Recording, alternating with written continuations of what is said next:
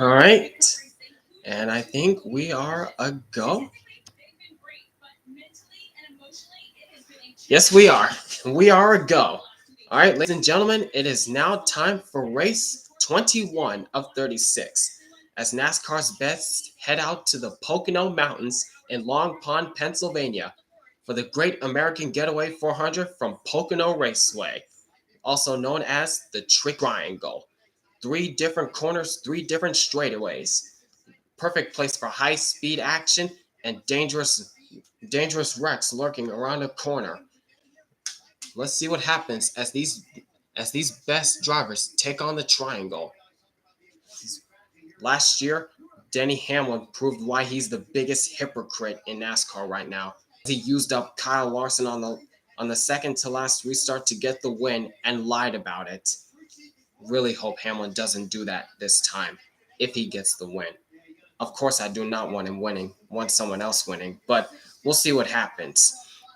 But anyways, it's time for the command to fire engines at Pocono.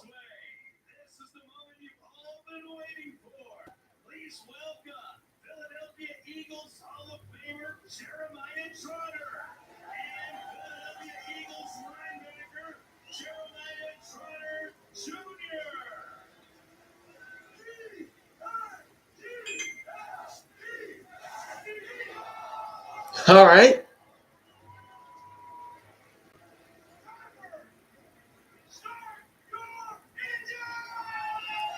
Crank him up, gang. Crank him up.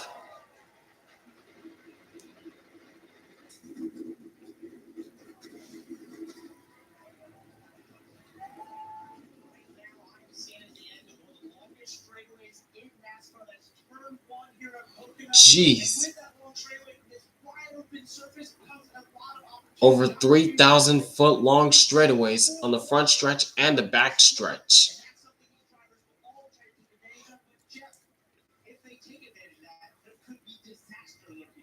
Yep, turn 1, 14 degrees, named after the late Trenton Speedway. Turn 2 is after the historic Indianapolis Motor Speedway at 8 degrees, and turn 3 named after the famous Milwaukee Mile at 6 degrees. This could be tough for these drivers as shifting is allowed at this racetrack. We'll see what happens as we're a short distance away from the green flag at Pocono.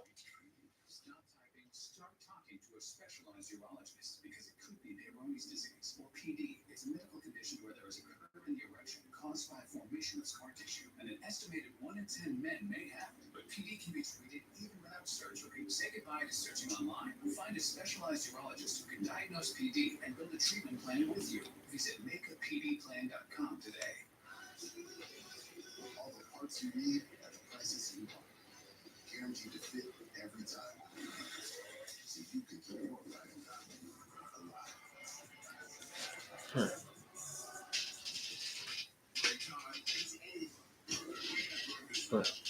Right. Hey NASCAR fan 33, how you doing this weekend? Right.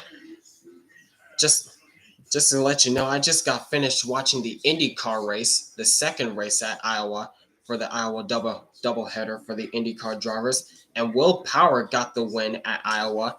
But shortly after he got the checker flag, a huge wreck happened on the back straightaway with Stingray Robb going upside down nearly 10 feet in the air and slamming down on the ground upside down. And the other 3 cars involved were Kyle Kirkwood, Alexander Rossi, and Ed Carpenter.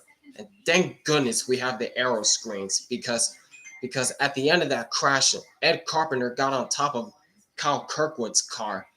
And thank goodness the aero screen did its job once again. Because if those Indy cars didn't have the aero screen, Kyle Kirkwood would have been seriously injured. Same with Stingray Robb. I sure do hope those guys are okay because that was a nasty crash on the final lap at Iowa.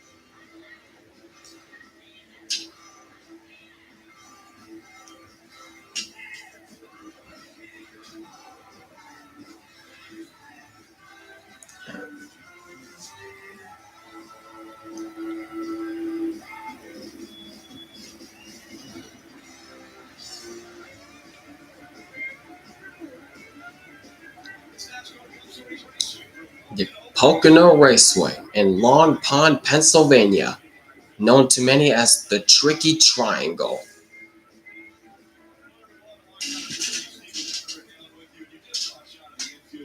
Mine behind? What do you mean by that, NASCAR fan? What do you mean by mine behind?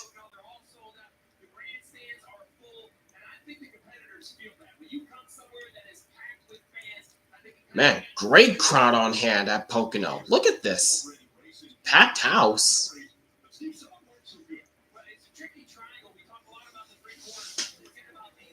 Oh, it's 2006. Jeff Gordon. 2010. Casey Kane. My gosh. Then Pocono 2010 in the fall. Kurt Busch. But there's Elliott Sadler.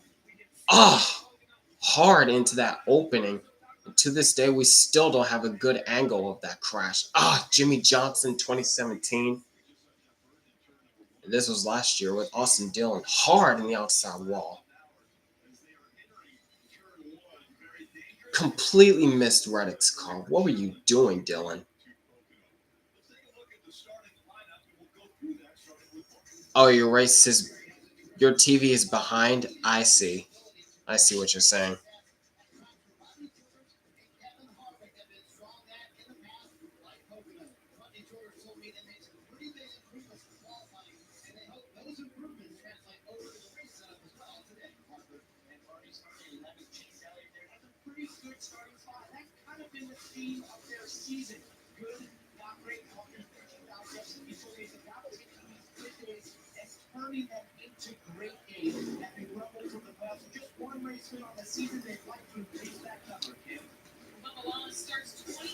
Kyle Larson and Chase Elliott, 11th and 12th. Not bad starting positions. Oh, Kyle Busch going to the rear. Ouch. And how about Zane Smith qualifying in the 9th spot? What a qualifying effort for him.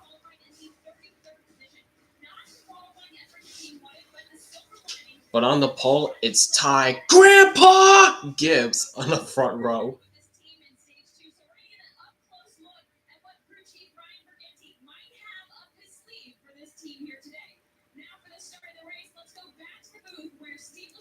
Yep, and William Byron on the 2nd spot. Why is Cody Ware back? Hasn't he had enough in NASCAR right now? Seriously, why is Cody Ware still racing? He sucks.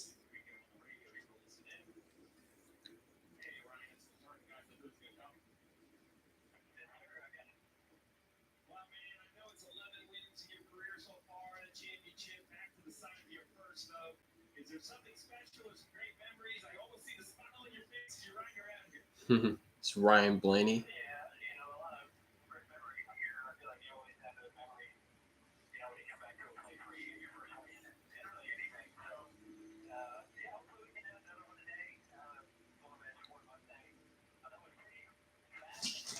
Wait a minute.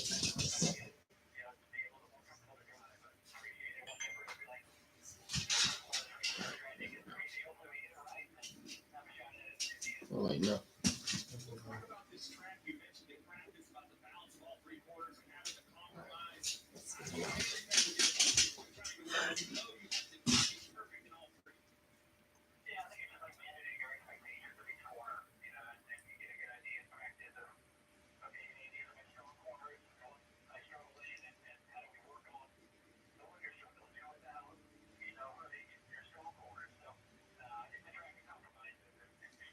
Okay, Stingray Rob is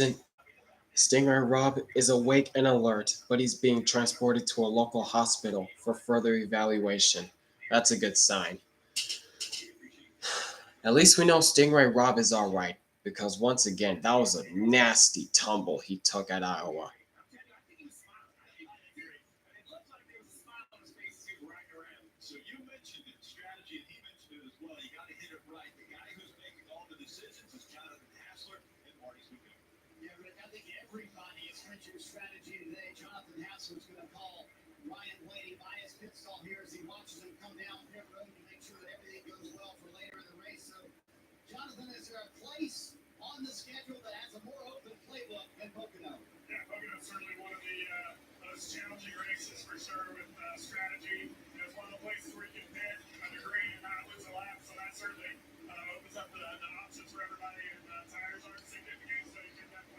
All right, the cars just went down pit lane to test their speeds, so we're all good.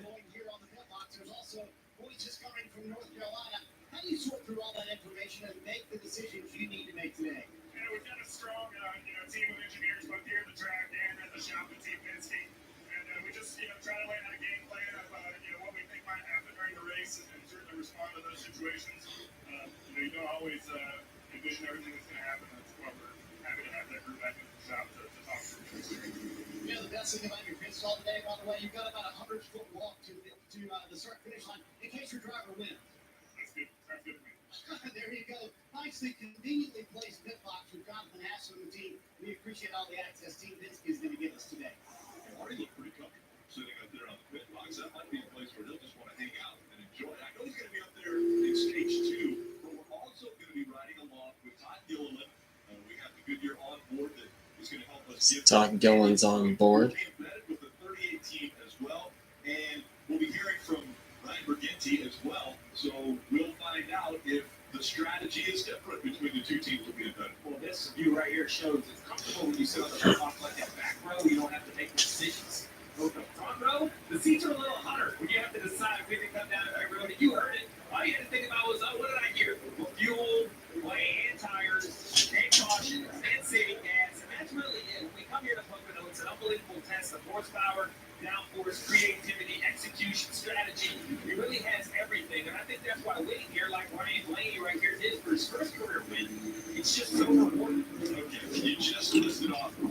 All right, and there goes Kyle Busch dropping to the rear.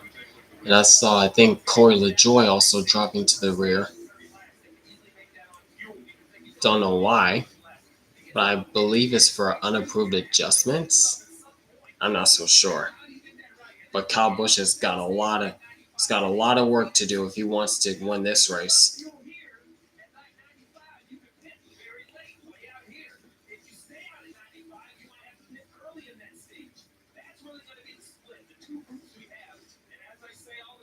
All right, they just got the 1 to go signal. We're going green this time. Bye.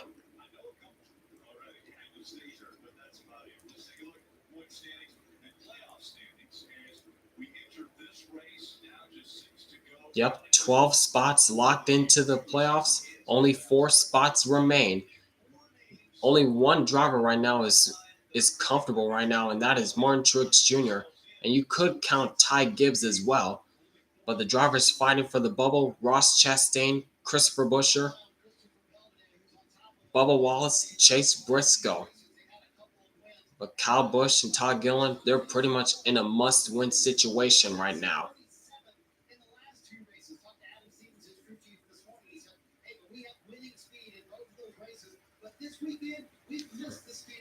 Mm-hmm. You heard Rick talk about the winless drivers who hold the last 4 spots in the playoff. That last position currently held by Chris Buescher. He was pushed that spot after Alex Bowman's win last week. And so I asked Ricky, how does that complicate things? He said, well, it doesn't necessarily change their approach. It changes the stress level and the pressure. Everything is mounting. He said, if we don't win in the next 2 weekends, it will not make that 11th break enjoyable at all. We'll be thinking about what they need to do when they're back on track. And that stress is just going to fester with it. They'll look for a win in the next 2 weeks. Yep, they got to get a win soon. They were close a couple times early in the season, but never got a chance to get it. But never got it done. And Zane Smith once again starting in the 9th position. Great qualifying spot for that 71 team after coming in 2nd at Nashville 2 weeks ago.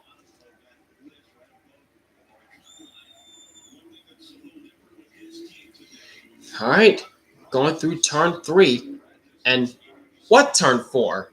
What turn 4? As 37 of NASCAR's best get ready to take on the tricky triangle.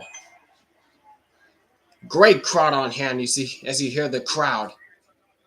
Packed house at Pocono. Pace car dives on the pit road. The crowd is on its feet, and we're about to go racing in the Pocono Mountains.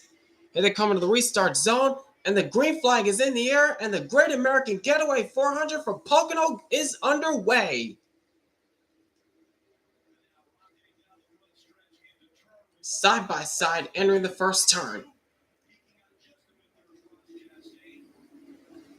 Ty Gibbs edges out ahead. 3 wide deep in the pack. Nearly 4 wide. Look out. Through the 14-degree banking turn of turn 1. Now ending the 8 degrees of banking in turn 2. The tunnel turn. The tricky tunnel turn. Clean there. Still side by side for the lead.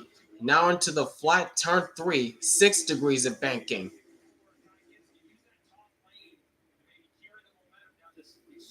And Ty Gibbs edges out in front. That was close. And Gibbs will lead the first lap.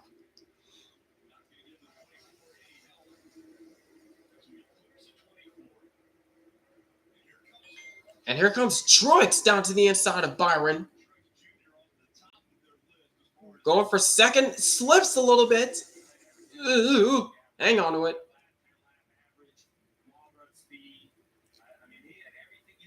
You're on the side that Pocono. You're on the side that Pocono has 6 turns. What? What?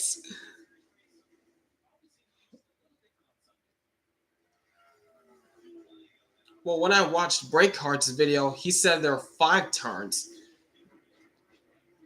I know that has 3 turns, but where he said turn 1 is actually turn 1 and 2.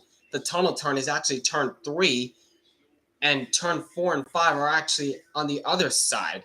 That's 6 degrees of bank turn. What? What kind of theory is that? But I'm sticking to the fact that Pocono actually has 3 turns.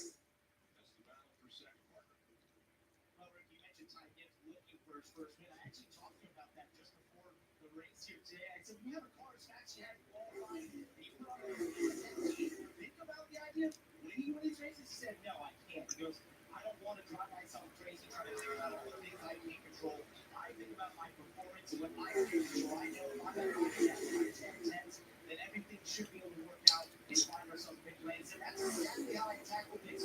That's how I plan to tackle it here in a cup. Early start here looking really good.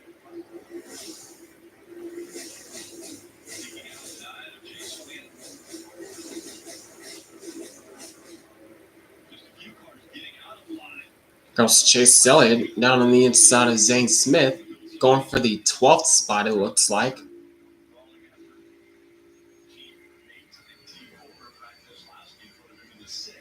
Remember how tough it is to pass on this racetrack.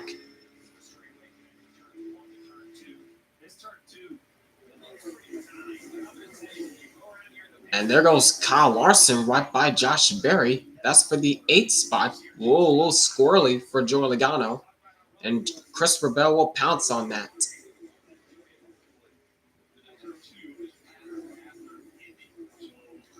And also, this was the same race last year where Joe Logano flipped out on the safety truck. Well, I was saying that Keselowski got underneath Chase Elliott after Elliott had a little moment coming off turn 3. Whoa! Hang on to it, Kyle Busch.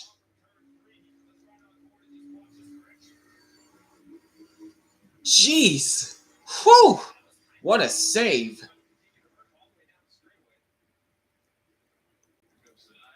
Yeah, but as I was saying, this was the same race last year where Joe Logano flipped out on the safety truck. Flipped out on the safety truck because they were confused of whether or not to push into pit road or to tow him. And Joe Logano was like, hook the truck to the fucking thing! Come here! Hook the thing up! That was hilarious. Oh my gosh. Logano was not having it last year.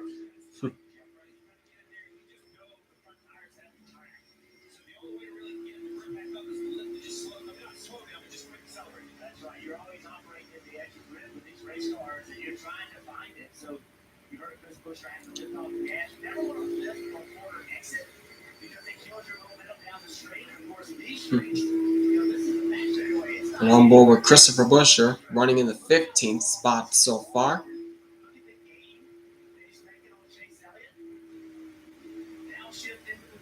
Yep, there's that shifting that I was talking about earlier. Where these drivers have to shift before entering the corners multiple times.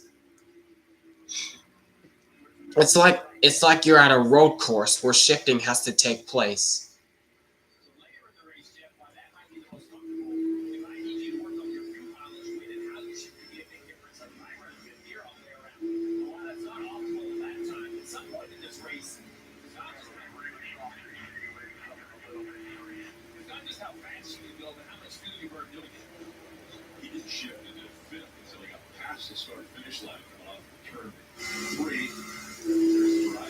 It's Ryan Blaney trying to close in on last week's winner, Alex Bowman. Whoa, really squirrely through the bumps of the tunnel turn.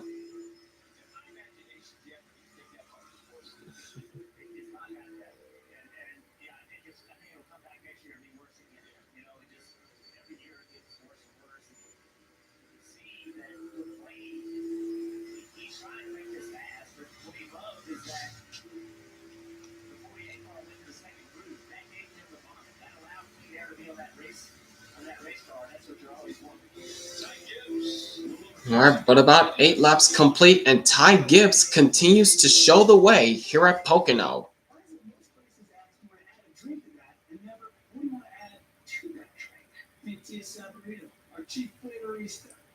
only as good as the sabor is inside. It's all about finding the perfect combos for any given moment.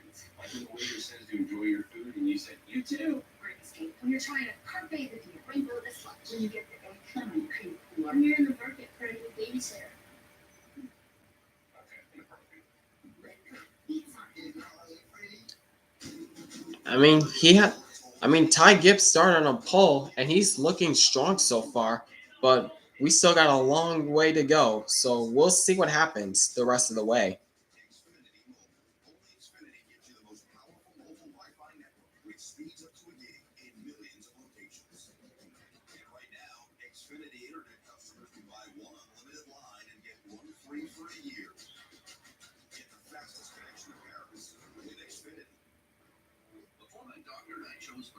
My COPD, I had bad days. Flare-ups that could permanently damage my lungs. With Breast Street, things changed for me. Breast Street gave me better breathing. Starting within 5 minutes, I noticed my lung function improved. It helped improve my symptoms. And Breast Street was even proven to reduce flare-ups, including those that could send me to the hospital. So now, I look forward to more good days. Breast Tree won't replace rescue inhaler for sudden breathing problems. It is not for asthma. Tell your doctor if you have a heart condition or high blood pressure before taking it. Don't take Breast Tree more than prescribed. Breast Tree may increase your risk of thrush, pneumonia, and osteoporosis. Call your doctor for some breathing, chest pain, mouth or tongue swelling, problems urinating, vision changes, or eye pain occur. Can't afford your medication? AstraZeneca may be able to help. Ask your doctor about Breast Tree.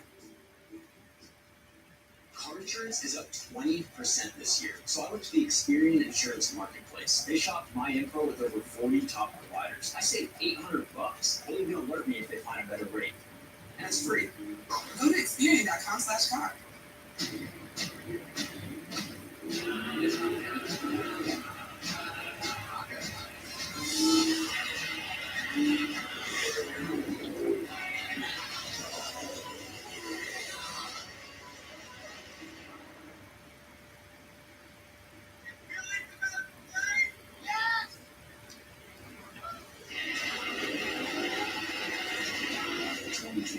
Pocono. Toyota. Let's go business.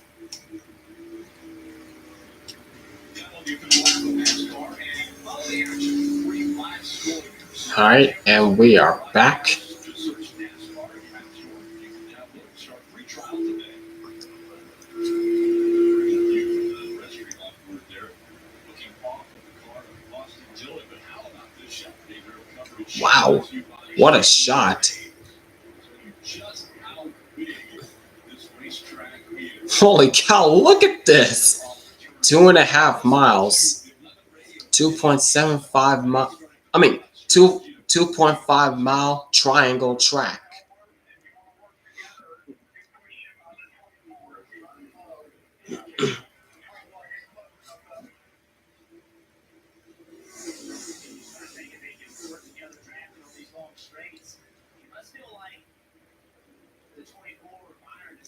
There's the driver who acted like a hypocrite last year, Denny Hamlin, by using up Kyle Larson on the second to last restart, then lied after winning, saying he didn't touch him.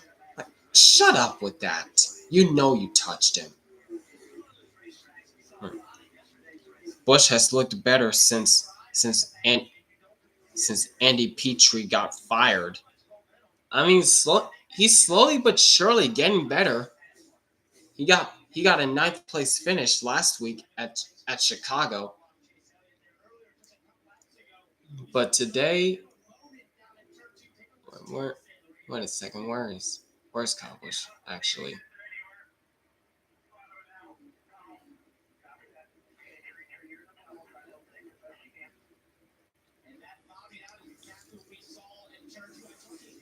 Where's Kyle Busch actually?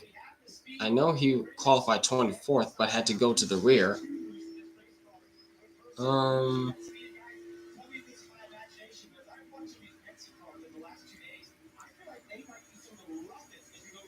What?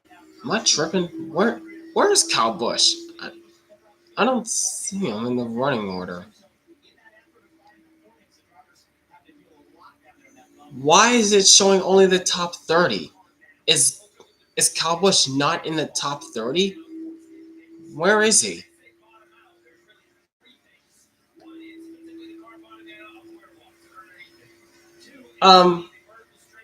Ticker, can you please show me where Kyle Busch is? Oh, this was during qualifying. This was during practice and qualifying.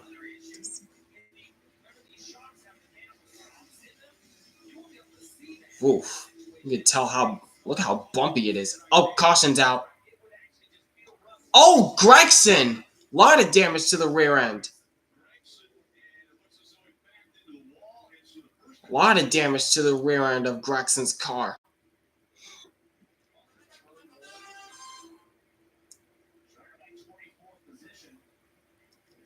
It's 31st? Ouch. But yeah, there's still a lot of time in this race. Just lost it on his own. Oof. Ooh, Nemechek did a good job avoiding him. And he keeps going.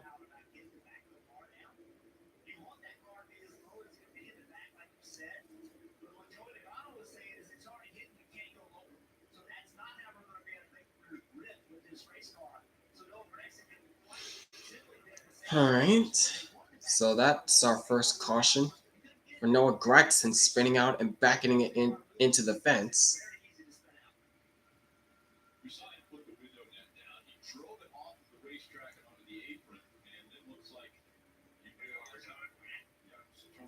Yep, Gragson's done.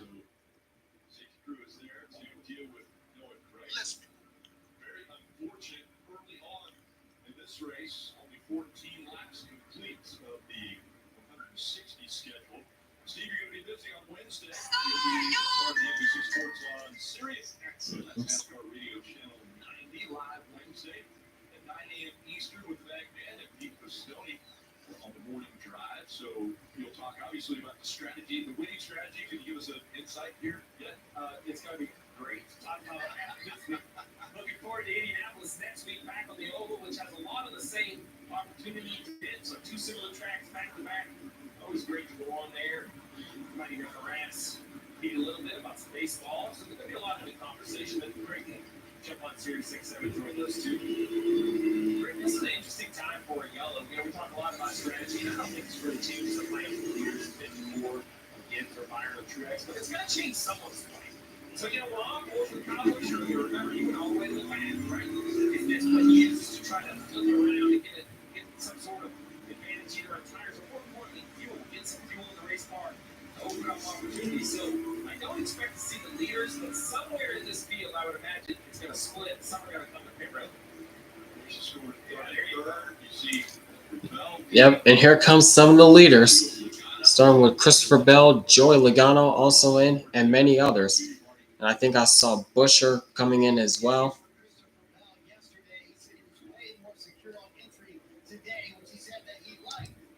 But yeah, but pretty much a decent amount of takers going onto pit road.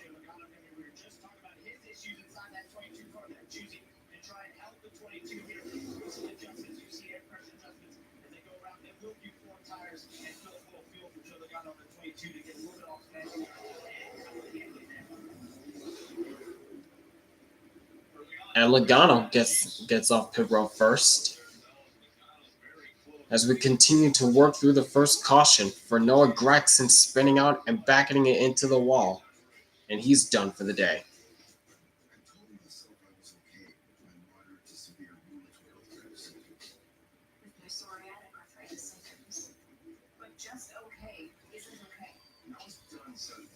If you still have symptoms after a TNF blocker like Humira or Enbrel, Rinvoq is different and may help.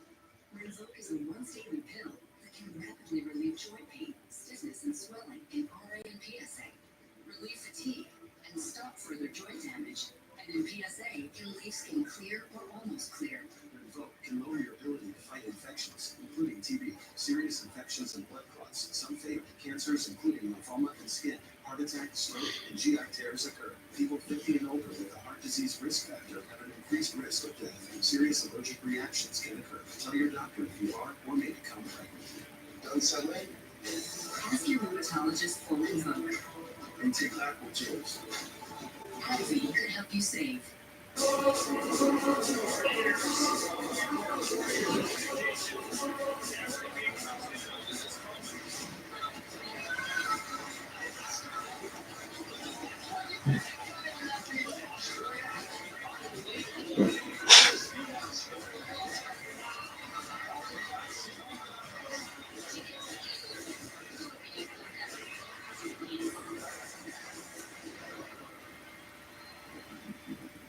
Tournament trained certified technicians. Is that important?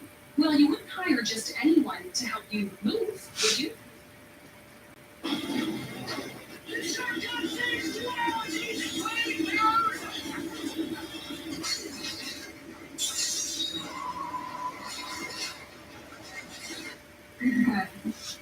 No, of course not.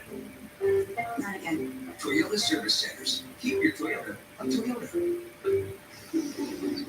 Okay, 500 deluxe start gnomes. Wow.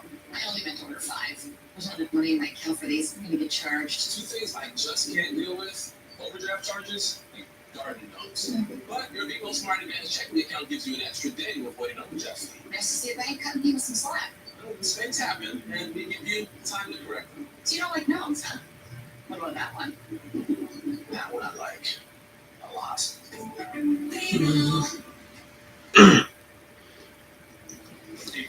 All right, and we're back. BuiltSubmarines.com, proud sponsor of Christopher Busher, 17.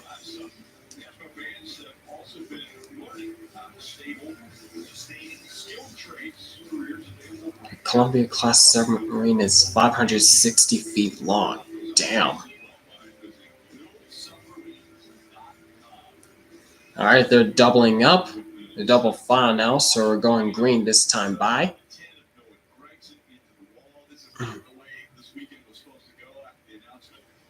He will be with Front Row Motorsports next year. That announcement came out because of Stuart Haas Racing closing. Now we know Josh Berry is going from Gregson to Front Row. Chase Briscoe. Yep, Noah Gragson going to Front Row Motorsports in 2025. Josh Berry going to Wood Brothers Racing, and Chase Briscoe going to Joe Gibbs Racing in 2025. Now the question is, where will Ryan Preece end up? I say he goes back to Xfinity. All right. After working that caution, pace car dives on the pit road, about to go back green. It starts zone. Green flag back in the air. Ty Gibbs on the jump.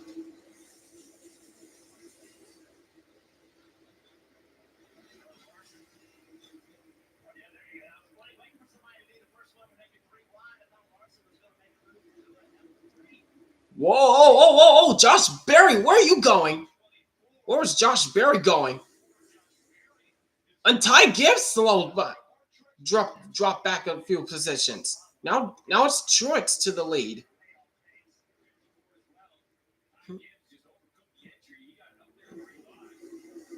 Yeah, what just happened to Ty Gibbs? Whoa. Where were you going? Meanwhile, 3 wide. It's Ty Gibbs. It's Chase Elliott trying to take advantage of Ryan Blaney and Ty Gibbs in turn 3.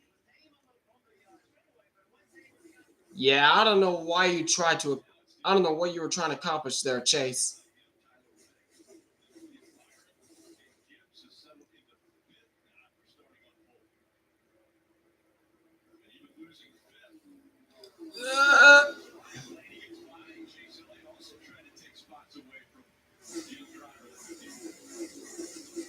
Yeah. Nope, still not clear, Elliott.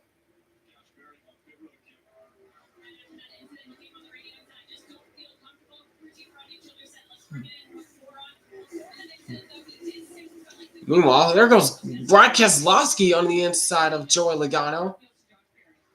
Nothing there. And here goes Michael McDowell trying to take advantage.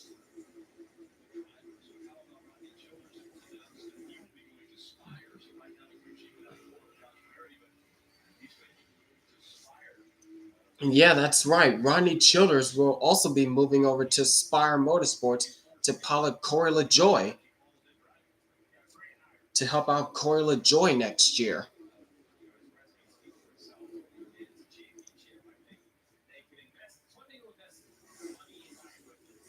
Yeah, LaJoy is going to need all the help that he can get next year.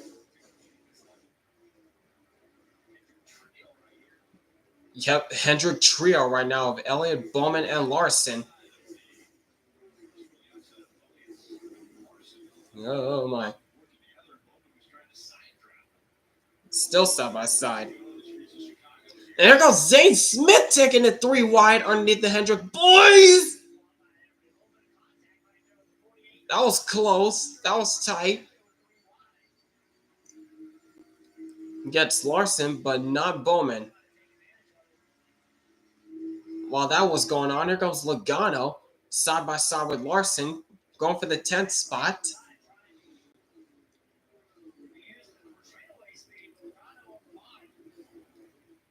Still side by side. Remember how tough it is to pass here at Pocono.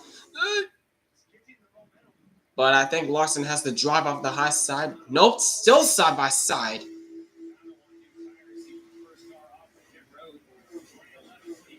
This time Larson will clear him. Don't understand how Spire has so much money and still run very mid. Yeah, they were on pretty much a spending spree late last year. And despite all that, they're still running, as you said, mid. But anyways, Truex is now the leader at Pocono.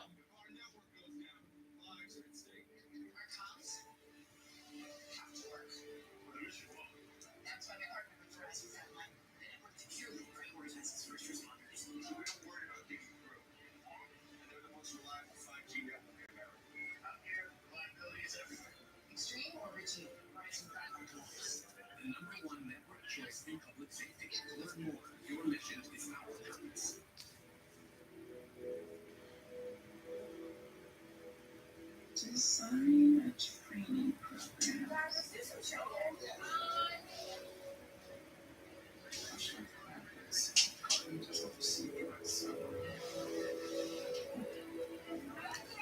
They only got better in the truck since they bought KBM, and Busch is an advisor on the truck side.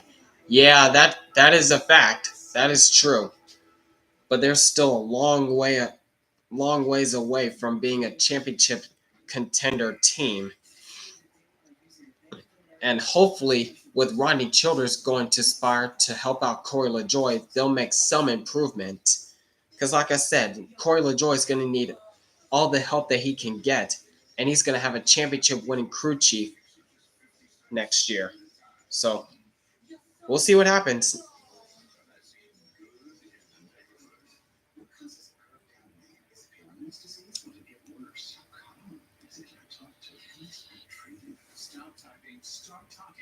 Yeah. I root for Spire on the truck since that was KBM. Yeah, I can. Yep. I can see where you're coming from. Yeah. Say goodbye to searching online. Find a specialized urologist who can diagnose PD and build a treatment plan with you. Visit makeapdplan.com today.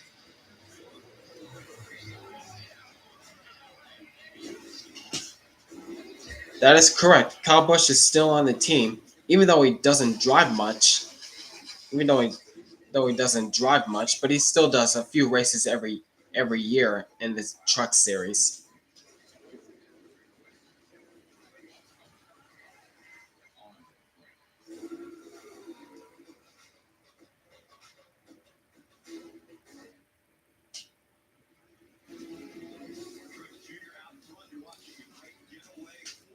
All right, and we're back.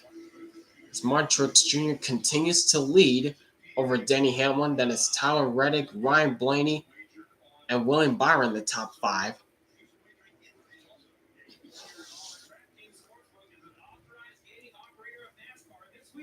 The only one in the chat. Well, I think once the stream goes on, we'll have more people joining. It's still early in the race, so there's still plenty of time. I hope.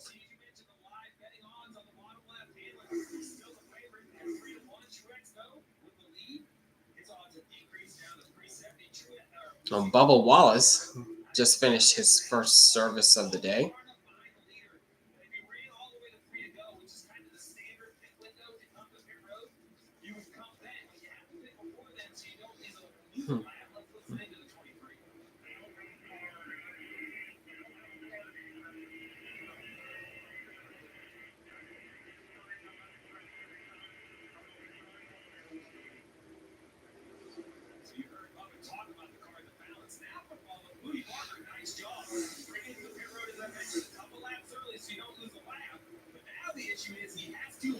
Oh, you saw the IndyCar flip? Now you see what I was talking about earlier in the stream when Stingray Rob had that nasty tumble on the backstretch.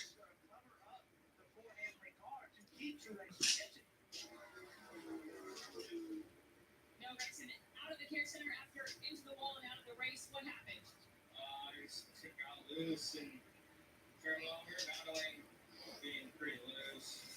M1 and then 3 to start the race, and then nobody got into me. I was all alone and just started bouncing and got loose. So, I was trying to just limit it until we could get to the caution and tighten up a little bit, but yeah, it just took off on me. So definitely a bummer super early. Meanwhile, for third spot, Ryan Blaney goes by Tyler Reddick.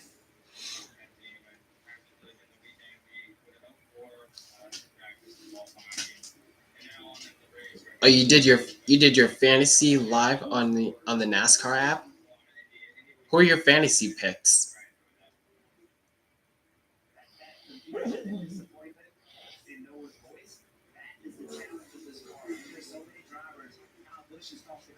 It's hard to know what the limit of this car is. This is a new car by any means. I've been racing for several years, but they're still trying to figure it out. That thing was turned around back before.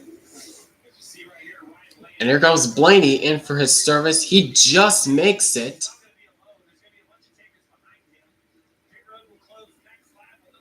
And same with Ty Gibbs coming onto pit road. Same with Zane Smith and Kyle Larson. Austin Cindric in as well. And Ross Chastain. So you got Chase Elliott, Chris Buescher, Ross Chastain, Brad Keselowski, Ryan Blaney, and Ty Gibbs. Interesting. Very interesting picks, I'll say.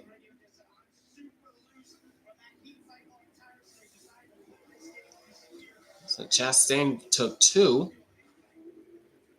and putting everyone else on 4s.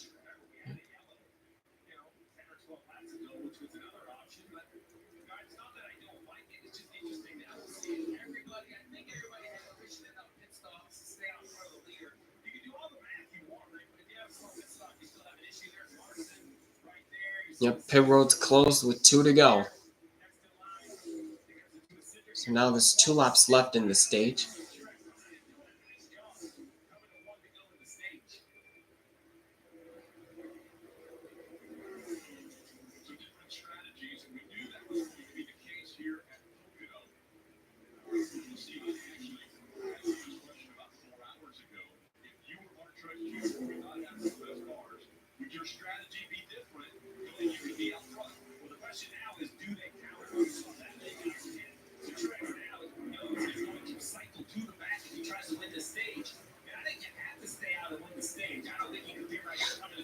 All right, this time by final lap in stage number 1. Truex has a 1-second advantage over teammate Hamlin.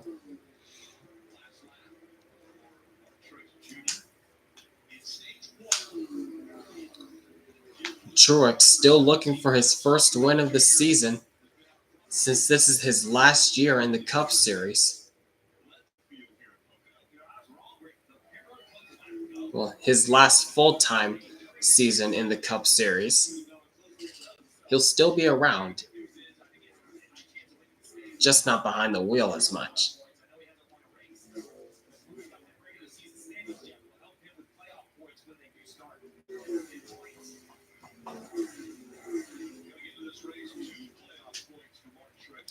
And rolling through turn number 3. What turn 4?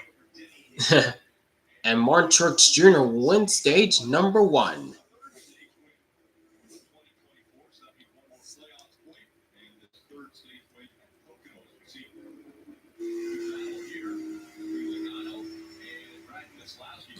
And Logano will get 7th over Keselowski.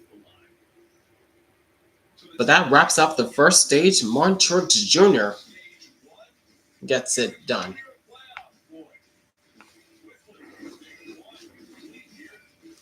All right.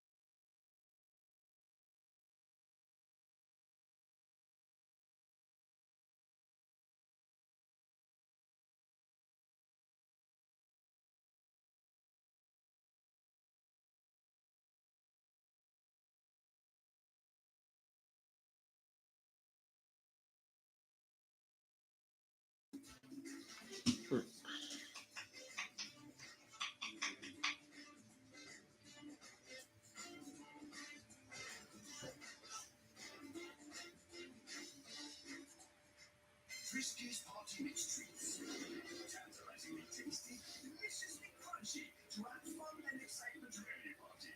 If you feel we took guess, are you and your cat? Party on, cats! With Friskies party mix treats. Friskies party mix treats.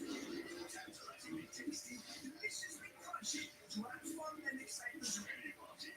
If you feel we took guess, are you and your cat? Party on, cats! With Friskies party mix treats.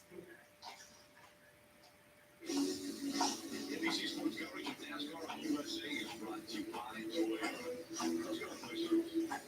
Progressive Insurance. Save with your life product.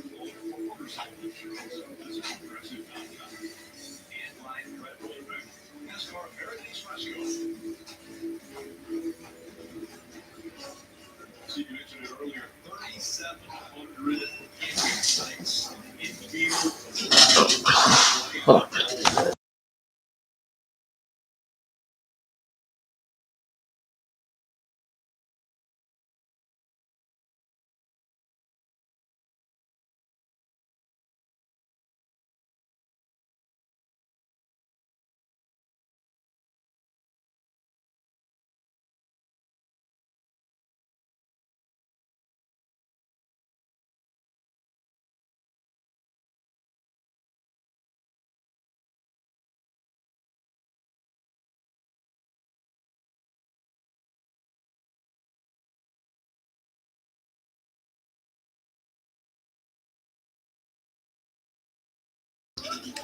All right, pit stops are happening. Hamlin and Reddick just finished their service. Same with Truex. Now Byron's down and away. Oh, and Elliott gets out first. But did he take 2 tires or did he take 4?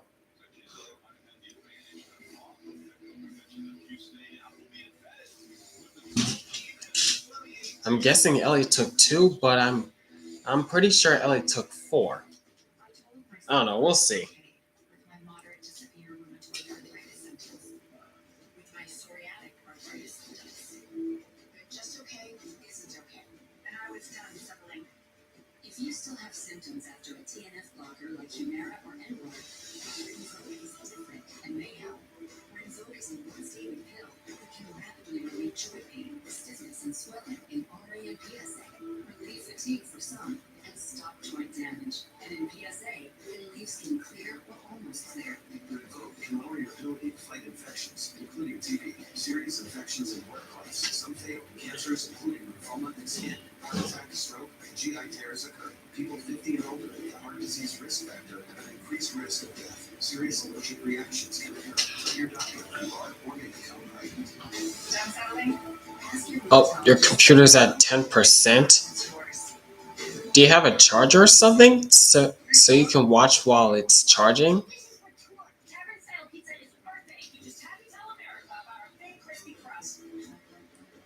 Try any of our large Chicago tavern-style recipes for just $12 each. Over Chicago, no one out pizzas the hut. This isn't just a race. For Chevy, Oh, it takes a while. 80 miles an hour. I see. AI and machine learning. And this is how well we're testing. Oh, it takes a while to reload. Oh. We're testing ourselves. Hmm. All right. See you soon, Base Tugboat. Out there, from the track to the street, Chevy's got it. Chevrolet, together let's drive.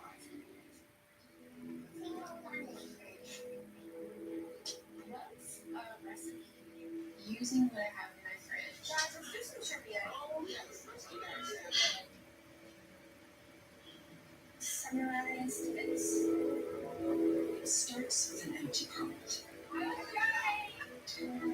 And the most advanced AI at your fingertips.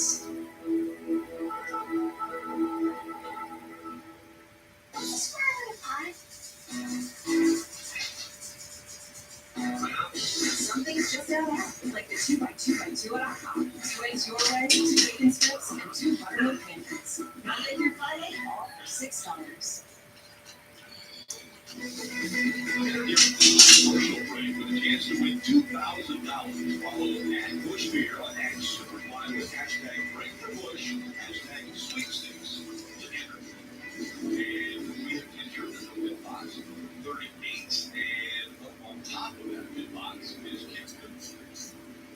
That great crew chief Brian Bergenti is a Plainville, Connecticut native, and he grew up in mod country. That's how he got his start in racing. And as you're looking at some photos here, he grew up working with and learning from mod legend Ted Christopher. Brian's dad actually raced Ted Christopher. Their shops were next door to each other, so he'd been immersed in racing since he was born. You see him there in the white shirt, second or third from the left in that photo with Ted Christopher.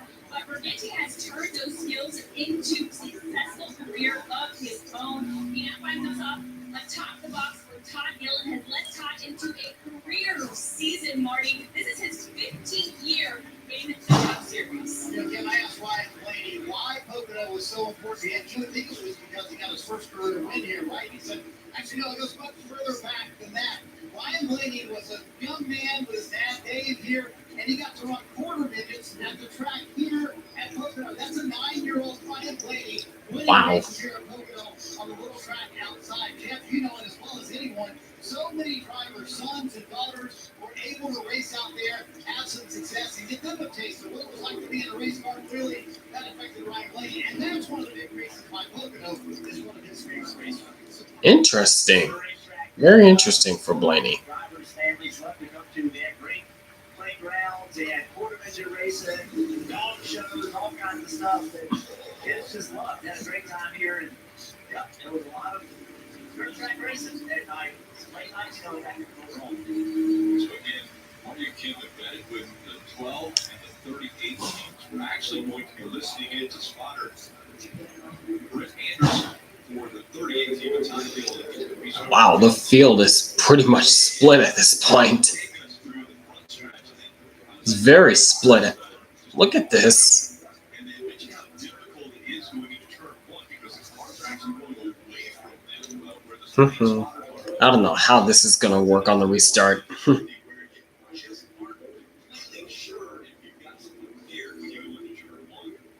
Such a big racetrack.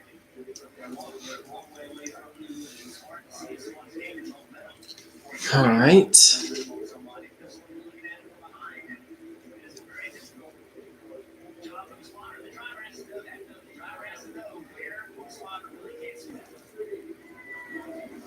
All right, here we go for the beginning of stage number 2. All right. It's Logano, Keselowski, Bell, Jones, Busch are the top 5. Green flag, stage 2 underway. Good afternoon, Alessandro. How you doing this Sunday?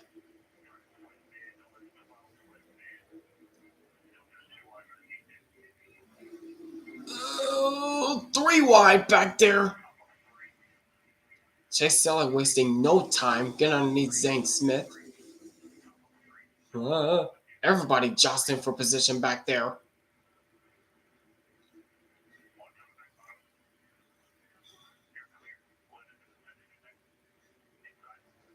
Oh, yeah, look at this. It's a hornet's nest back there. Holy cow.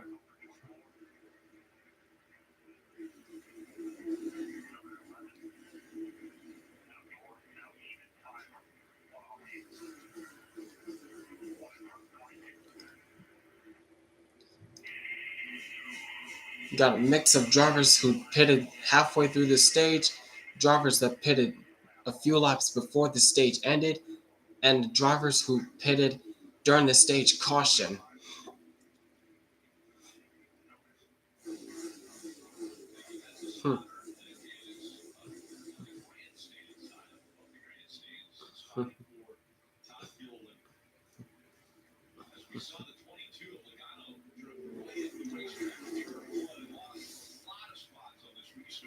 Oh. Whoa. Logano, yeah, he pretty much did the same thing that Ty Gibbs did on the first restart.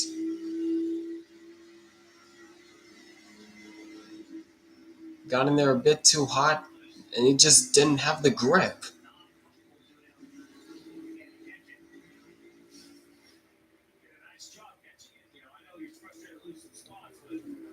Yeah, but because of that, he's dropped from 1st to 10th.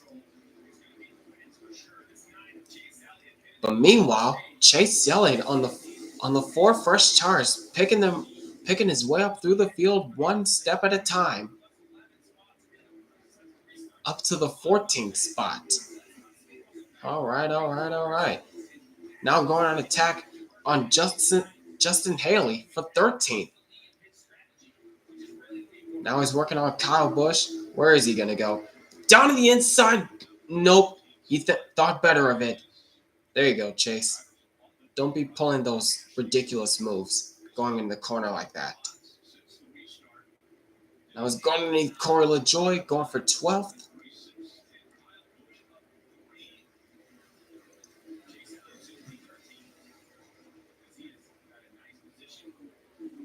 And will he clear LaJoie? Yes, he will. Yes, he will. Now underneath Kyle Busch, he's still going forward. Still going fast. Holy cow, Chase. That's because he got the 4 fresh tires. Just clears Kyle Busch for 11th. 1 spot away from the top 10.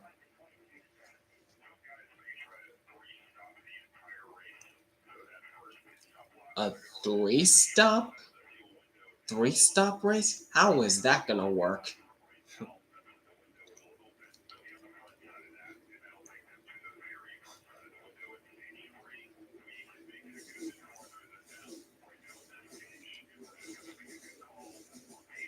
Yeah, for the guys who pitted under that stage caution, only one driver has really moved forward, and that's Chase Elliott. The rest of them, they're kind of struggling to get from position to position. While Hamlin's up there, same with Byron and Gibbs, but everyone else, they haven't really gone anywhere.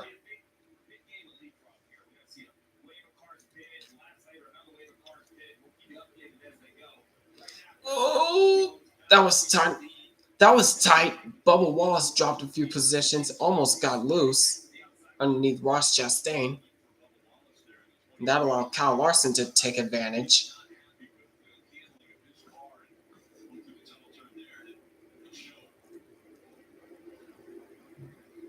But Larson's still not able to take full advantage as Bubba Wallace powers right by him, back around him on the outside.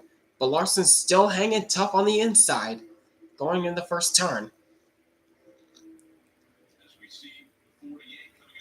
And looks like Larson will finally clear him this time around, and he will do so.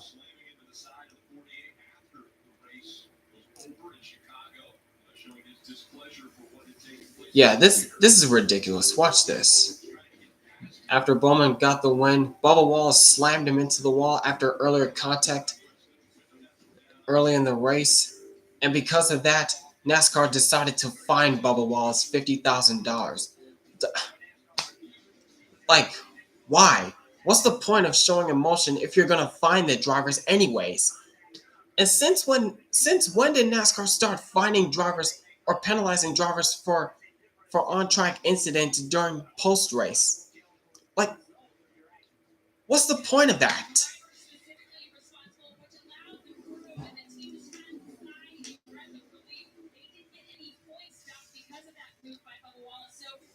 Like, I don't get it. Maybe they just did it because it's Bubba Wallace and how he's the most polarizing driver in NASCAR right now.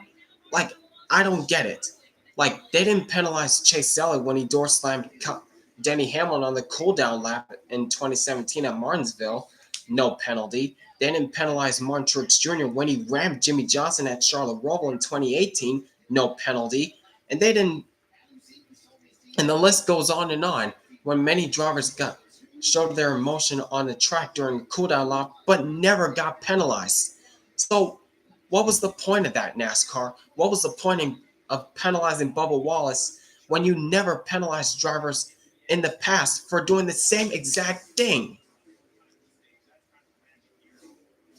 I don't get it. I just don't get it.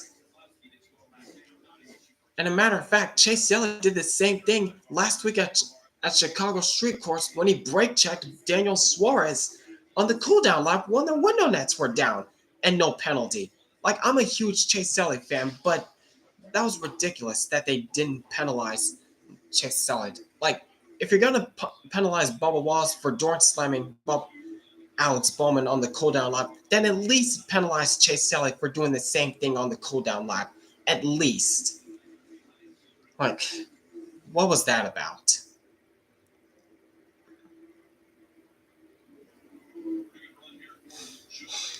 Alright, rant aside. With that rant aside, Keselowski continues to lead at Pocono. Glad I got that out of my system.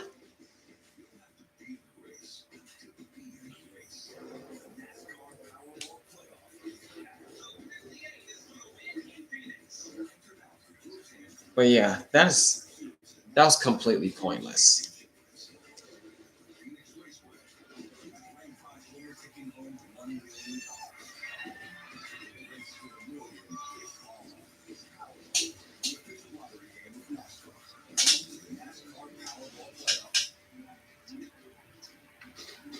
Watching the big match.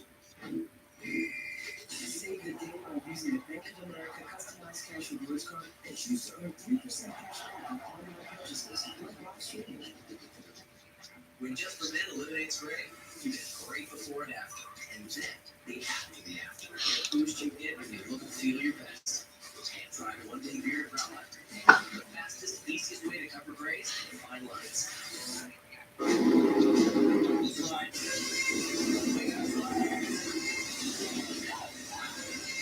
Is that it? Nope. This is Friday. All the parts you need at the prices you want. Guaranteed to fit every time. So you can keep your ride or die alive. You're unbelievable. Applebee's extra just 50 cents for a limited time. You're so unbelievable. That's easy good in the neighborhood. Why do dirty whites clean better? Is it extra large? Because obviously wet cleans better than dry. Let's watch. The wet side clears while the dry just smears. It's just like a block. Dude wipes. Best clean, hands down. Hey, Bob. Cool leg warmers. Thanks. They're just for the bus ride to work. They're not part of the official uniform. No tunes today? No, my apartment was robbed last night. Took my cable running TV, VCR, portable cassette player. Yep, all the latest tech. It's only progressive and renters insurance, like their home insurance. Then we can bundle our cars and get the same 24/7 protection. I think we just invented that. This is the best day ever. Well, I still got robbed. So, do your thing. All right, and we're back.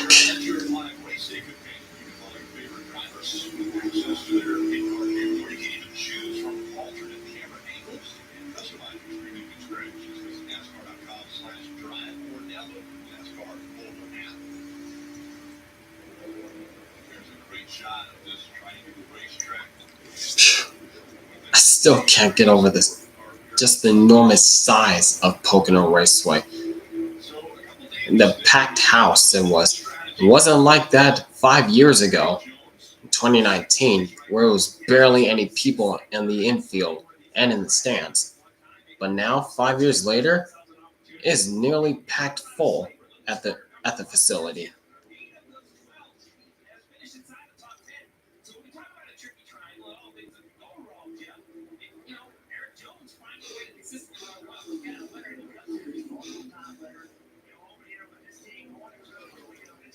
Looking at Carson Hocevar right now, due to pit strategy, he's running in the top 5 right now, but he's about to lose that position because Chase Elliott on those 4 fresh tires that he took during that stage caution has caught right up to the back bumper of him.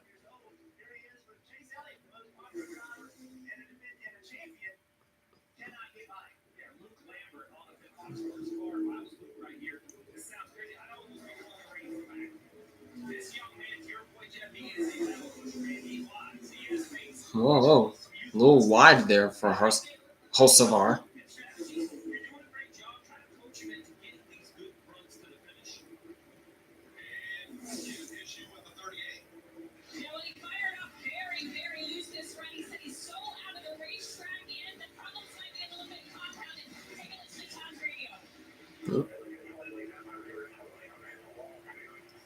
Uh-oh.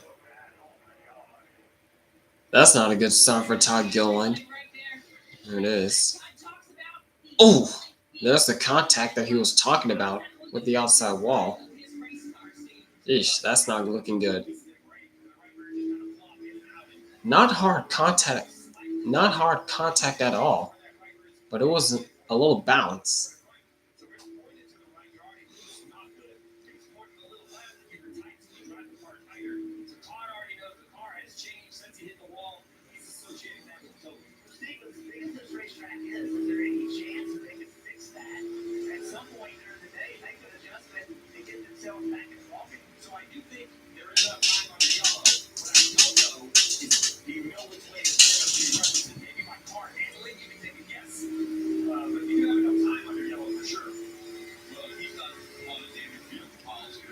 Yep, and Hocevar just lost the 5th spot to Chase Elliott. Chase Elliott back inside the top 5.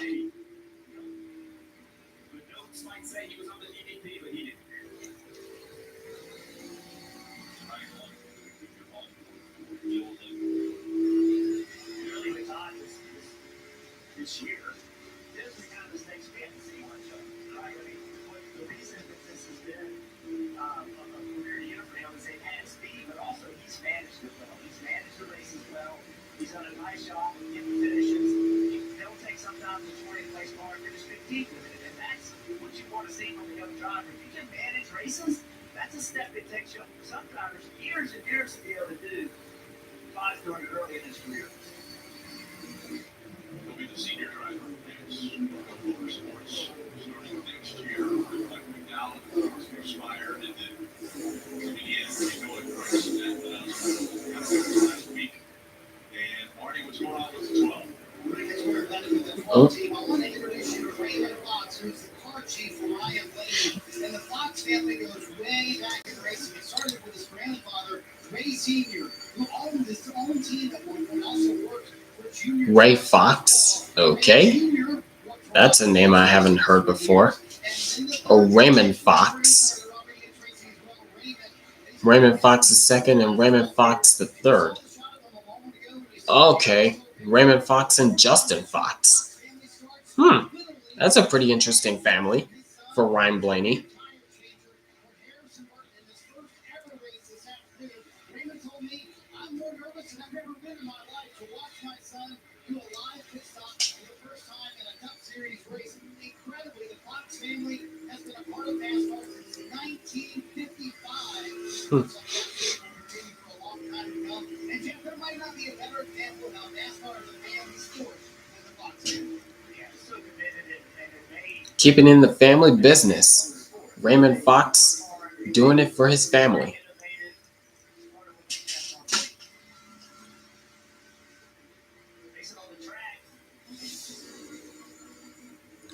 Whoa. Oh, jeez, Kyle. Jeez, Kyle.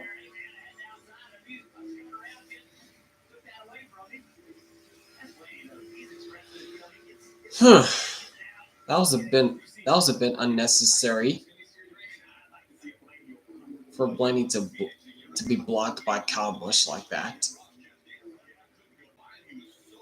I understand Kyle Busch is doing everything he can to try to get a win. Oh, Ross Chastain! Ross Chastain in trouble, and he's in the wall in turn 1.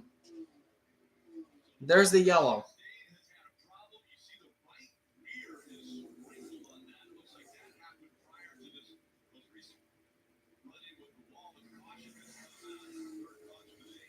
Oh.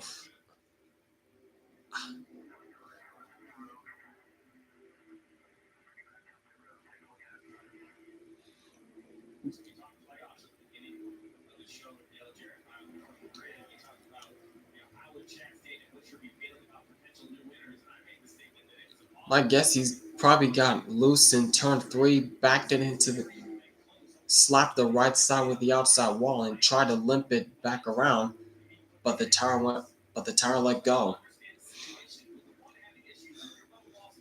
That's my prediction. He got loose in turn 3. Here it is. Oh, coming off turn 3. Oh, wow. Wow.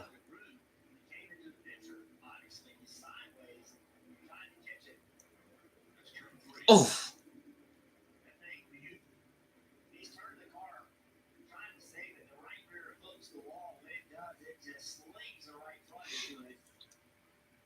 Thank goodness it wasn't like the hit Kurt Busch took last year.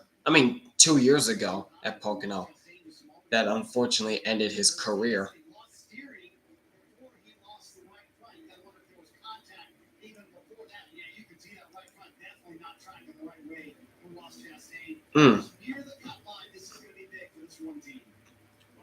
Yeah, I don't think Ross Chastain is going to be able to be continuing with that damage. I don't see it happening. Denny Hamlin, Martin Truex Jr. They are truly committed to only stopping 2 more times in this race.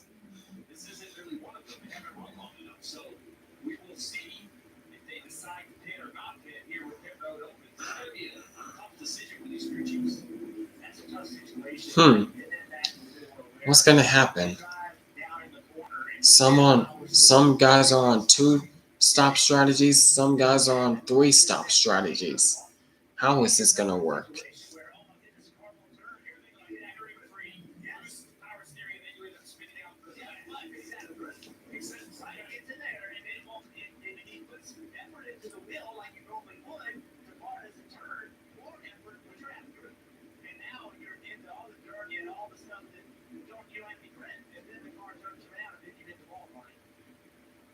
And Ross Chastain is done for the day. They're looking at the damage on the right front, Steve, and they have decided it is too much. They cannot fix it, so they're going to push this car to the garage. 6 races left in the regular season, including this one.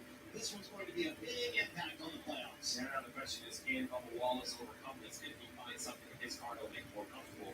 Chastain's going to run 36, right? Gregson's already out of the race at 37. I know what you mean, Jeff. You know that lane assist? My car has that. I'm not good at using my blinker. It kind of wants to steer itself at times. That's like losing steering as I go into the corner. Unfortunate end for Ross Chastain here in Pocono. Well, you can join NASCAR's free rewards program and start earning points that turn into memorable rewards. Points every time you check in for a race, home or at the track. Visit NASCAR.com/fan-rewards to take advantage here during today's race. A lot of different vantage points. See a lot of fans up on top of campers in the infield. Running along the press street along the board. Watson, Dillon, they've had a brake issue today. Off the track, but brake issues had so fast in these corners. Medical for 12 team. Right on board. Ryan Lane. Pit road's open this time around. Yep. All right, pit road's open. Jones, the front of the field, I think we know what's All happening. right, pit road's open, and here they come. It'll be really hard not to kind of follow the masses on pit road here and get everybody Oh, Ty Gibbs staying out. Same with Cindric. Busher and Brad Keselowski dealing with the same issue. They both said struggling in 3, specifically middle off. They both need a tiny bit more turn. You see Chris top left, Brad top right. They're going to get 4 pressure, your tire snuggle fuel, and a slight air pressure adjustment. Busher. Oh, bit of a slow exit for Busher. But Keselowski out, down and away. 11.8 for Bell. That was a bit slow as well. And Eric Jones, a bit slow on exit as well. Ouch.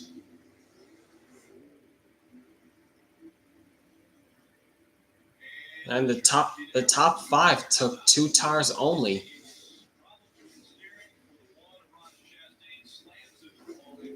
Yep, since Ross Chastain had his problems and ended early, it is now time for Bubba Wallace to take advantage if he can do so. I 100% agree on that, Alessandro. Turn experiments into reality. AWS is the easiest way to get up and running. So you can quickly build and scale generative AI with security built in. With generative AI on AWS, businesses can push the boundaries of innovation. Talk from watching the big match. Save the day by using the Bank of America customized cash rewards card and choose to earn 3% cash back on online purchases like last year. Pizza Hut, yours got one price. Well, this is for tour. Tavern style pizza is perfect. We just have to tell America about our big crispy crust. Try anywhere in large Chicago Tavern style recipes for just $12 each. Sorry, Chicago. No one out Pizza's the Hut. Oh, Is that tough competition? this season is no joke. I don't know if I can jump.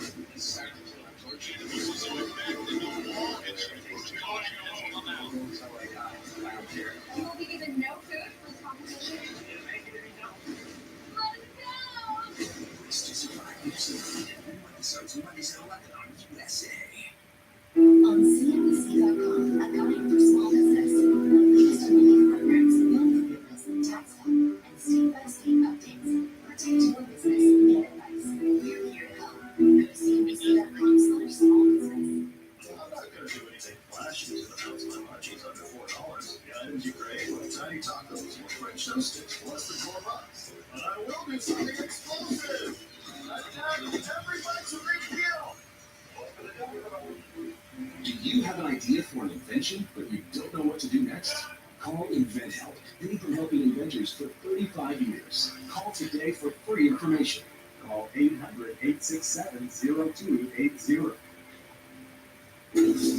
Any solution knows. Enjoy the trip phenomenal tool.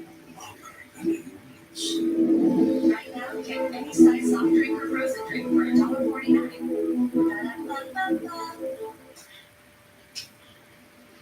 ABC Sports coverage of NASCAR on USA is brought to you by Ashley, the love of home. Shop in store or online. Liberty Mutual Insurance, only pay for what you need. And by Straight Talk Wireless. Jim, I'm not sure the 38 team's going to be asking you back to be embedded as soon as you give this information. Uh-oh. Yeah, they did have a penalty during that stop, but driver Todd Oh, Gilliland was born into a race not what family Todd of Gilliland needed. Christopher Webb, Chris's dad, also named Chris. That is not what Todd Gilliland needed. Spending 17 years going over the wall on pit road. You see Chris Sr. and Chris Jr. right there. And so it was only natural that Christopher followed in his father's footsteps. And now the two actually, they get to work together. Farmer Motorsports uses their Penske Alliance to build a pit crew roster. That photo you're seeing right there, the little guy holding the flag, that is Christopher Webb, the fueler from the 38 car. And so Chris Sr. works for Team Penske in the paint department, helping build the Jazz. So these two, they work side by side, week after week. And Chris told me it's always Todd Gilliland is still having a good season so far. Today's result will not define his year. Yeah, you got a point there. Mm-hmm.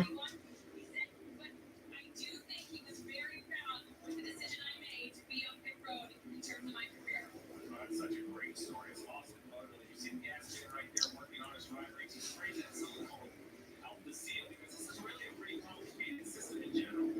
So we take a look at our Toyota virtual car and kind of break down how these gas meters work. We talk so much about fuel mileage. Well, the first thing you have to do is fill them up. Remember these old school back when Chris Sr. was a gas man, there was a catch can guy. Back there venting the air, no longer have a catch can in. So we cut this apart and we put the fuel can in. So when we engage the fuel can, you're going to see these two cones kind of come together. Now the yellow arrows, that's fuel coming into the race car. The blue arrows, that's air coming out. That's where the catch can is going to work. That air goes up into that vent. When the fuel is full, the fuel then fills those blue arrows, fills that clear can, and that's how you know the car is filled. Now the problem is, if you misalign that at all, and the fuel gets where the air can be, it's like trying to pour 1 gallon out by flipping it upside down with no vent rig. It goes very slow, and that messes up the entire pit stop. Fueling more important than ever here in NASCAR. Mm-hmm. You don't want to make a mistake during fueling. Well, Steve, I want to point this out. We talk a lot about fuel. We've seen some drivers and teams elect to take 2 tires because they feel like they're not worth any performance. But this is the right cutoff. Eric Jones showing Whoa. here.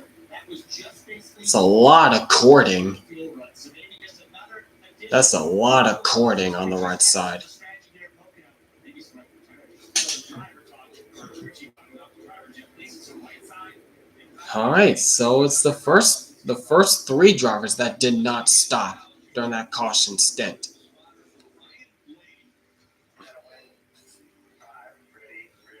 All right, green flag back in the air. You're on board with Ryan Blaney as they thunder down the front stretch and heading into turn 1.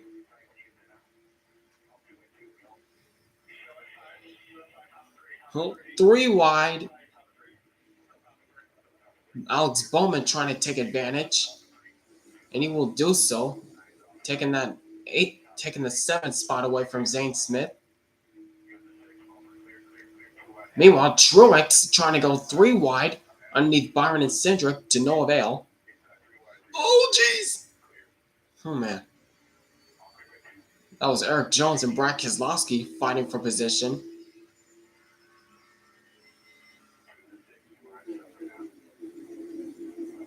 Whoa. Delvin in the inside. There goes Ryan Blaney right past Zane Smith. Oh, man.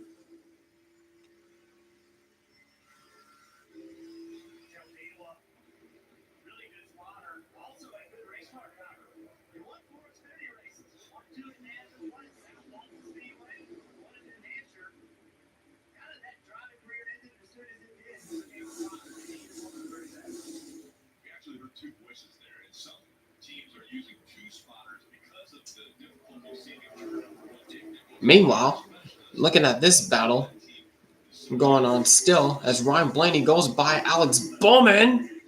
And that's for the 7th spot as Chase Elliott's now He's now on Bowman's bumper, going for 8th. He's going for 8th, still side by side, but I think he's going to clear him this time by. No, he will not. Now he's clear. Oh, man.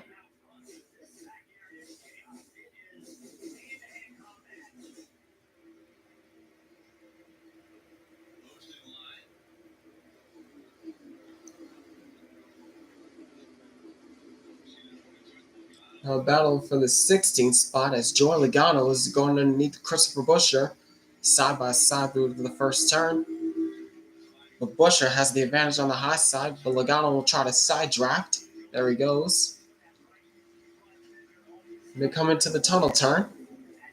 Who has the advantage? Logano has the advantage. Oh, he slips up just a little bit because of the bumps. And where's Corey LaJoie? Going 3 wide. How's this going to work? Yep, Logano easily backs out of that. He doesn't want to be the meat in the sandwich. But LaJoie doesn't have the momentum to clear both of them, and he drops back in line behind Logano.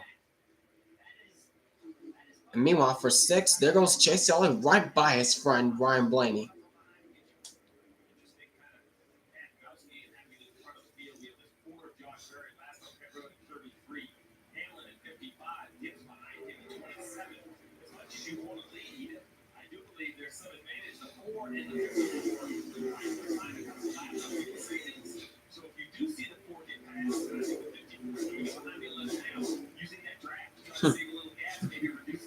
A little bit of pattern going on.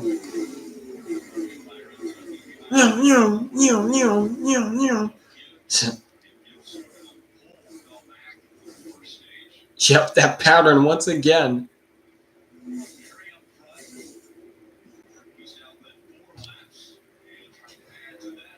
Yep, but meanwhile, the battle for the lead, Josh Berry has got a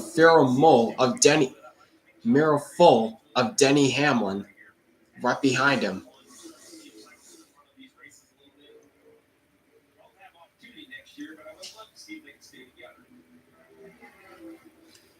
And going for the 5th spot, here comes Chase Elliott working his way underneath Martin Truex Jr., and he will take the 5th spot away.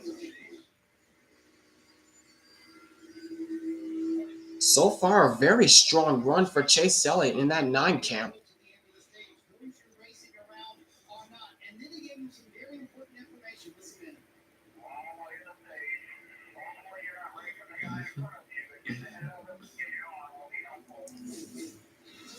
That's right. The second stage is 65 laps instead of the 30 laps.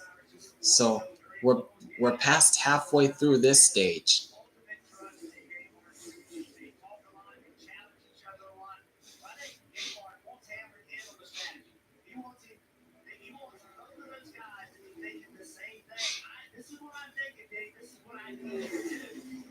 But meanwhile, Josh Berry doing a good job of working those lines, trying to keep Hamlin right behind him.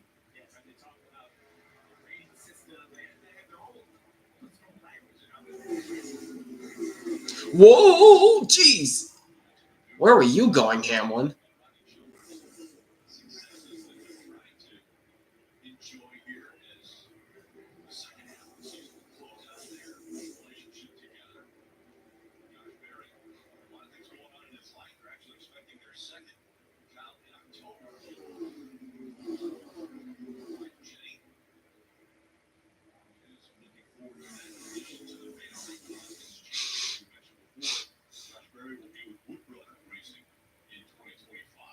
That's right. And hopefully Josh Berry can get Wood Brothers Racing their 100th win sooner or later, since Harrison Burton couldn't do it. But that's yet to be seen. But right now, Josh Berry continuing to lead at Pocono.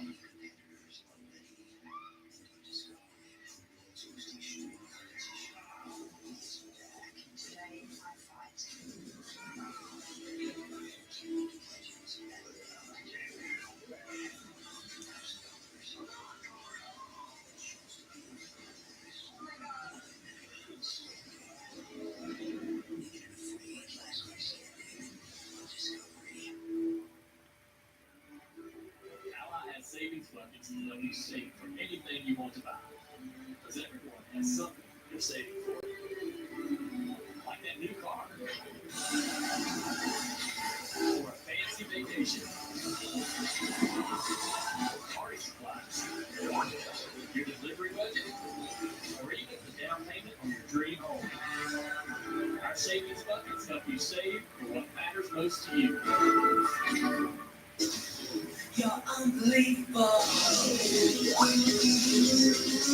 Applebee's mozzarella sticks are just 50 cents for a limited time. You're so unbelievable.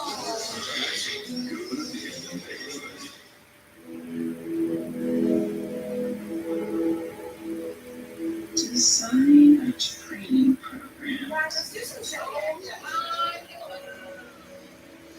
How should I track this? My car doesn't receive direct signal. It starts with an empty prompt. Zane Smith having a good run going. He's in 14th place currently. The second place at Nashville a couple weeks ago turned out to be a turning point for the 71 team. Yes, so far they're so far showing promise right now after struggling pretty much the majority of this season. And they're probably showing promise just now. I'm not going to say too much. It's just for now.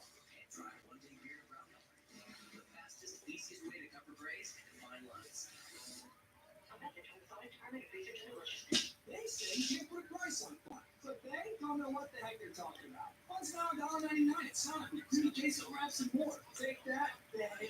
$1.99 menus. 5 items, always $1.99. The new leader in the Great Getaway 400 visit PA.com and it's a familiar number. All right, and we're back. And of course, when we come back, it's Hamlin leading. How did he pass him?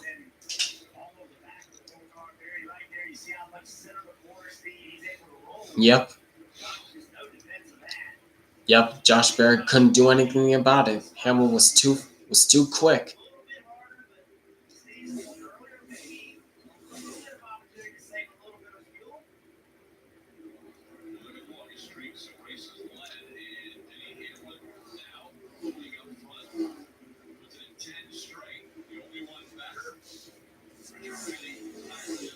Meanwhile, going for third, here comes Chase Elliott underneath Ty Gibbs. Man, oh man. Still side by side. Who's going to lift first going into this tunnel turn? Nobody. And they're still side by side. And Gibbs will hold him off for now.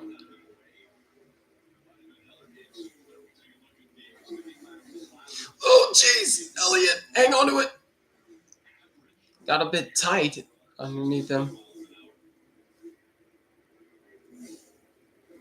Now he's got his teammate William Byron right up to the bumper of him. Oh, my. And here he goes again, trying again, going into the first turn underneath Ty Gibbs. And I think he's going to clear him this time. He gets a little tight. Crossover. Here comes Ty Gibbs back on the inside. But Elliott clears him this time to third. P3. All right.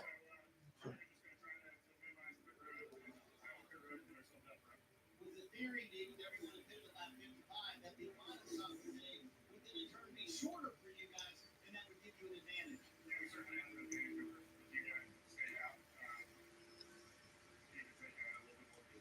There you go. So Jonathan playing the strategy here. I can tell you all these screens here, Steve, going off with strategy everywhere. S&T right here, a lot for process for this race team. 2 more stops left for everybody. Jonathan has perhaps the best answer I've ever heard. Man, I've been here a couple times. Some of them take a little bit more fuel than others. I mean, that is so well done. And the reason is because everybody's listening. That's Jonathan Hassler, all right. Very simple, right? Everyone only needs to stop twice, but when do you do it, and do you choose to stop an extra time? Because we know that in 25 laps the stage will end, which really changes this plan. Get Josh Berry. Yep, we still got 25 laps left in the stage. Still a long ways to go.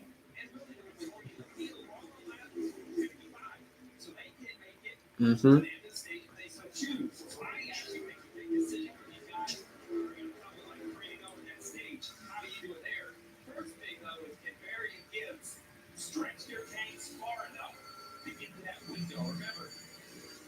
road trip, if you're driving cross country, you want to make sure you go far enough into the road trip that you fill up with gas, you don't have to stop again, right? You want to be able to make your destination. That's really this whole strategy for getting to Mary.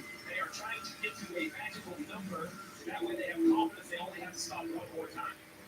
So that's the strategy side. There are two cars right now that are out of the race mode. Racing was early in the first stage, and then early in stage 2, it was Ross Chastain ended up out of the chasers.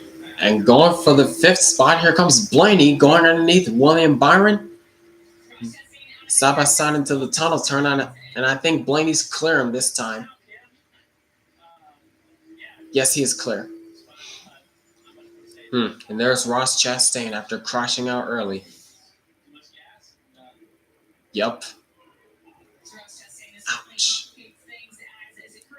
Yep, there it is. Much better view from the onboard. Yeah, he just got on the gas a bit too much and lost it from there on.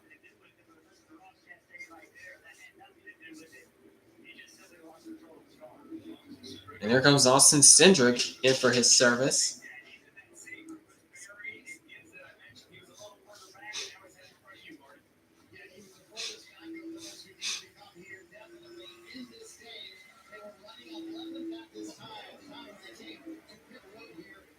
Gives you an indication of when Josh Berry and Ty Gibbs left to come to the road as well. They're going to have to wait on fuel here for Austin Cindric. And again, one more stop for the team.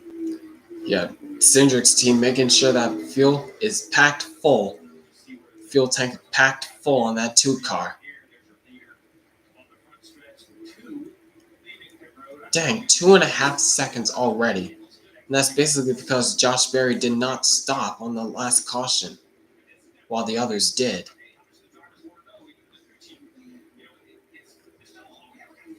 Yeah, Josh Berry, Ty Gibbs, and Cindric, who just pitted, did not stop under that last caution. So it's only a matter of time of when the front 2, whenever 2nd place and 4th place come in for their stop.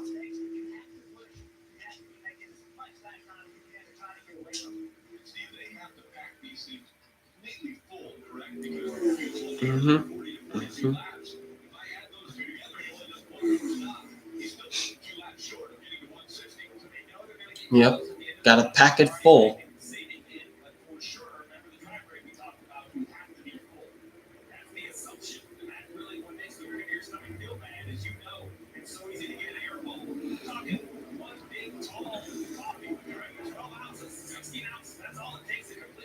Strategy.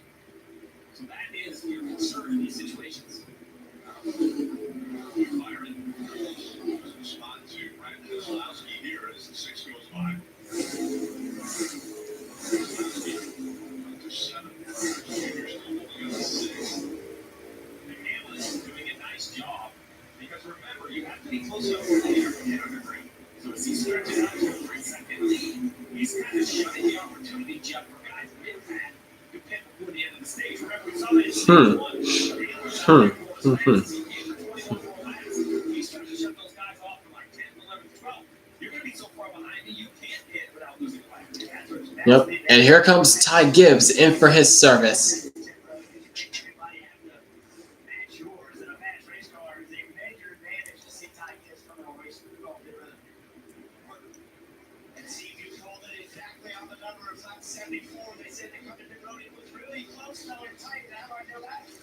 And meanwhile, going for 2nd, here comes Chase Elliott, battling Josh Berry, trying to take the 2nd spot. Now it's only a matter of time of when Josh Berry comes in for his service, because he's one of the cars that did not stop under the last caution. And you got to pack it full of fuel. Yep. Yep, and I think Josh Berry's coming in this time by. Nope. Josh Berry did not come in.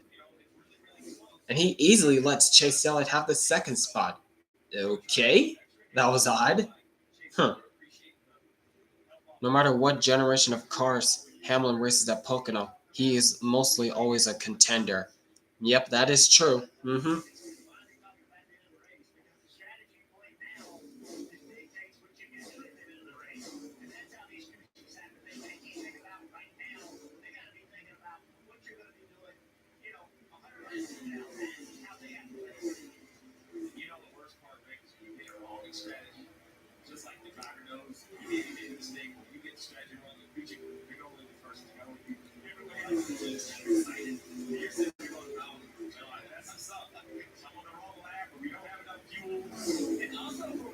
And here comes Josh Berry in for his service. The last car to pit.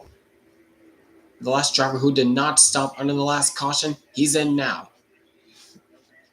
He's got a packet full of fuel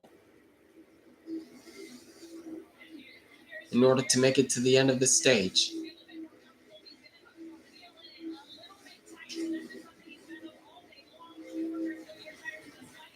Yep, easy. There you go. There it is.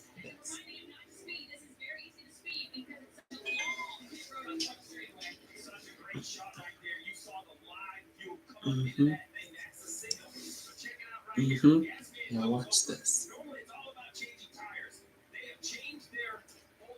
Yep.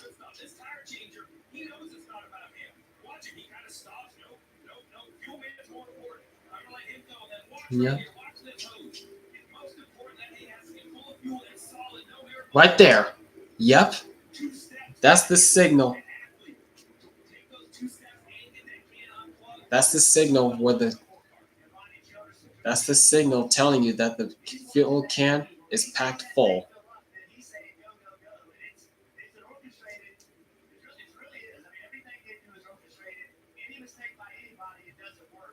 Right there. That was a great shot. All right. Now that those three drivers have pitted, Hamlin cycles out to the lead, with Chase Elliott running in second, about 4 seconds back. And it's Ryan Blaney, Martin Truex Jr., who's having a solid run so far, and Brad Keselowski, the top 5.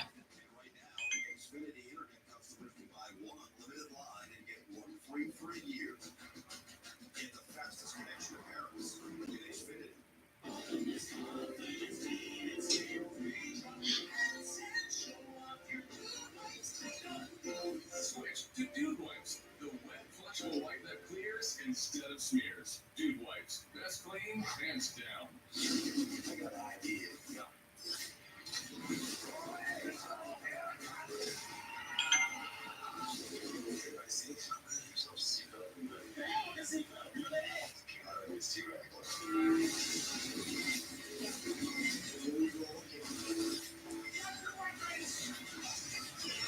Some things never change. Love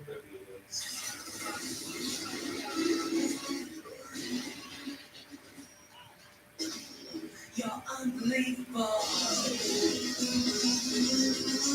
Applebee's mozzarella sticks are just 50 cents for a limited time. And Josh Berry cycles out right behind Ty Gibbs. Watching good match. Save the day by using the Bank of America customized cash rewards card and choose to earn 3% cash back on online purchases like live streaming. If you're in service, we're looking for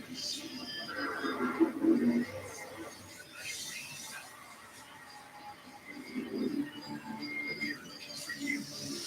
Join us at Pocono Raceway. One weekend in August, this becomes the second NASCAR. Lights get bright, stakes get higher, the thrills get bigger, and so is the best weekend of your summer.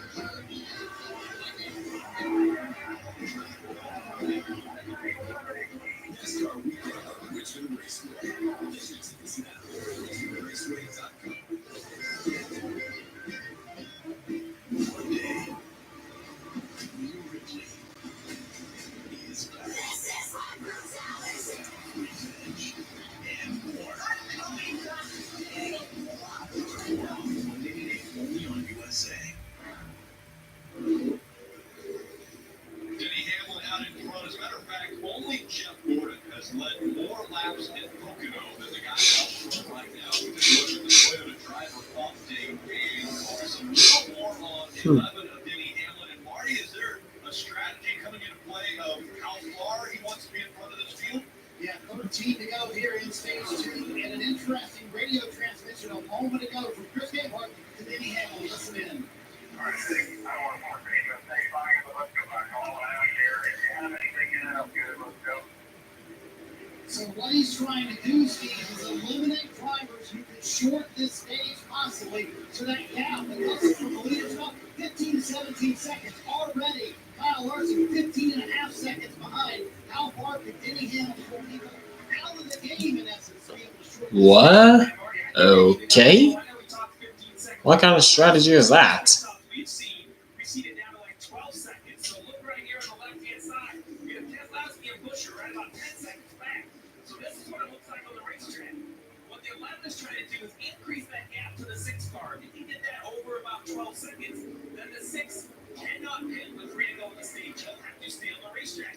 Because they'll go Mm-hmm. Yep. Now, if he can go fast enough, maybe he can even eliminate the 19, who's the next guy in the running order. I think an Elliott Blaney, that would be a long stretch here. But you see, Yeah, that is a bit of a stretch for Elliott and Blaney. But strategy play, once again, that strategy talk is coming in.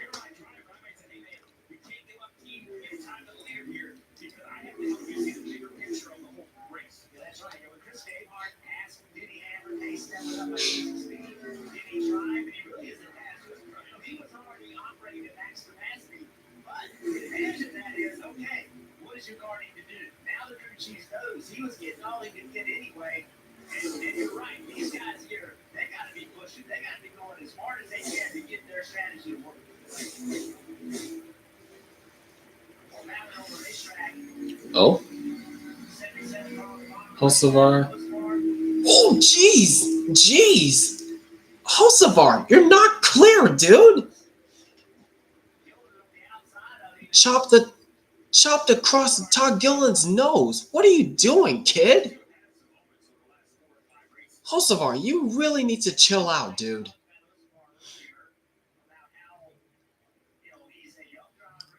Clearly, you haven't learned since you spun Harrison Burton under caution.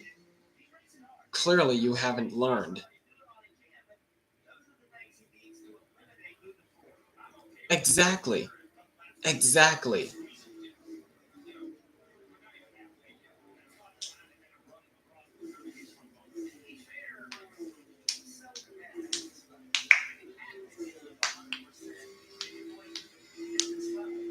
Right.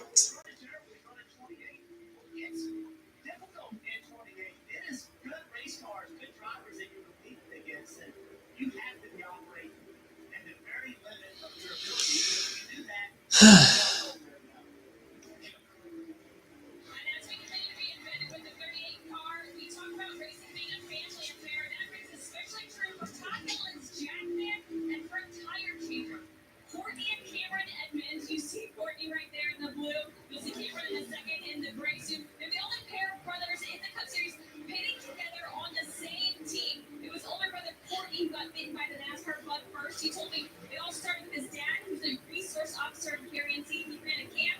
They took a field trip to Hendrick Motorsports. He was so impressed, he raved about it, came home, told Courtney. He really thought he would be interested, but it wasn't until his senior year of college he gave it a try. Courtney's been in this sport for 7 years, learning, and then after watching his brother Cameron follow suit, this is his first year in the NASCAR Cup Series. Yes, continuing to keep an eye on this battle for fourth quarter. Right now, after winning stage 1, stage 2, the car handling has gone away. Listen in. Well, he did it with the adjustment earlier, and then back out of the track into the water spot for third three. Damn, he put him still not turning in one. All right, well, the first thing, good. Jeez. Truex not happy. Dang, you could tell Truex is not happy in that car with how his car is handling right now. Assuming they still want to shorten the stage, I assume they do, but they're battling that gap to the leader, Denny Hamlin, 8 to go in the second stage. Yeah, they just don't have the speed that of their teammates right now. Even though he's in front of Christopher Bell, who's running 11th, or close to the top 10 right now, but nowhere near the speed that Hamlin has.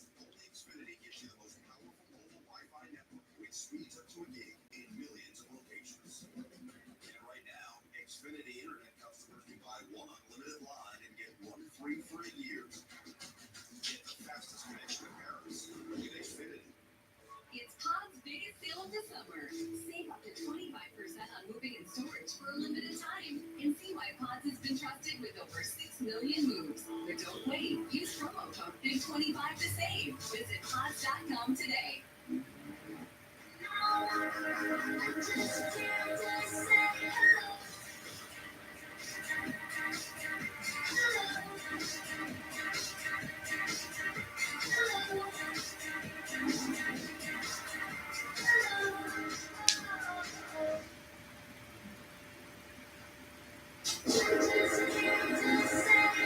Feel the groove with all new Camry.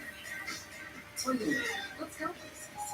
Let's review. We're not going to talk about traffic or weather. If anyone brings up lawn care, I will handle it. Hosting can be extremely difficult for young homeowners turning into their parents.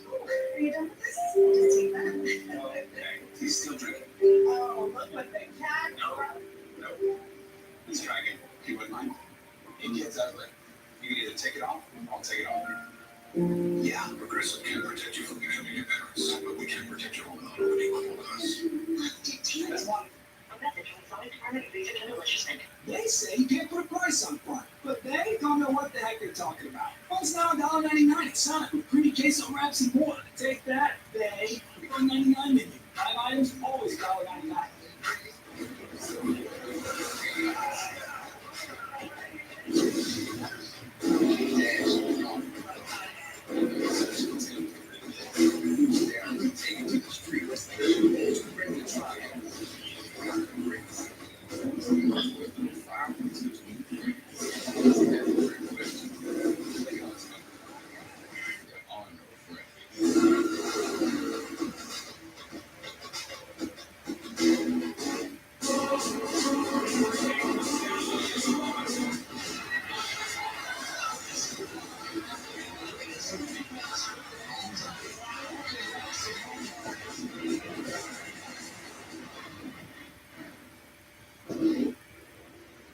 Today's aerial coverage is brought to you by Shady Rays. And no more on the pit road, Kim. Including Chris Butcher stopping before the end of this stage. He said it's really hard to All right, and we're back. Busher just came onto pit road for his service, and I believe this is his second service of the race. So we're going to see the 11 of Denny Hamlin top of the screen next to turn 3. We see the 17 leading pit road, so he's going to have no problem at all. That's because they didn't wait on fuel. Yep. Busher comes out, plenty of room between him and Hamlin, because this track is so big that even if the leader's on the front stretch and you're coming off turn 3 and you pit, you'll still be able to come out on the lead lap.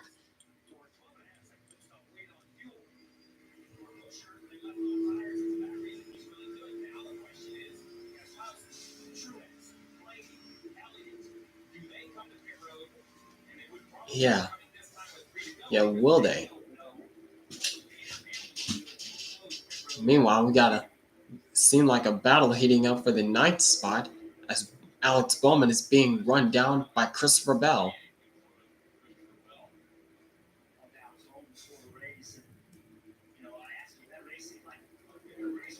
Yep, and here comes Blaney in for his service.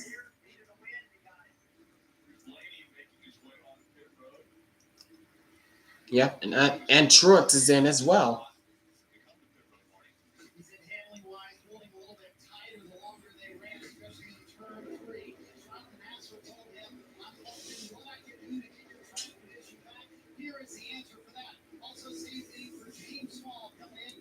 Make sure that thing's packed full of fuel. And he's down and away. 12.6 stop for Blaney. Now Truex. Getting down on the right sides. Went up. Packed full. And he's down and away.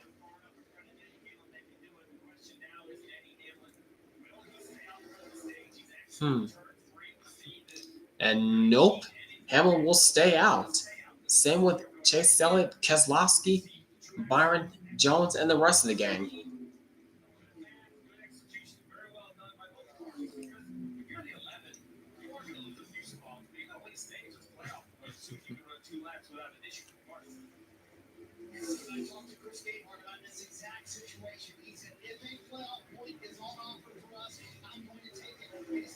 also have to keep in mind the regular season points battle. We're in the mix for that. Kyle Larson not having a fantastic day today either, so they can gain some ground on that as well. So these stage points, what's that playoff point over this game? Which one's best up here for Denny Hamlin? I think it's the same for Chase Elliott and I. While we don't think about the playoff point, remember, he's in a regular season battle with Kyle Larson. Yep. Currently, he's only 1 point behind in regular season points. Dang. I'm trying to race for that bonus. Oh, man. Battle is tight between the teammates Larson and Elliott for the regular season's championship. Meanwhile, final lap in stage 2.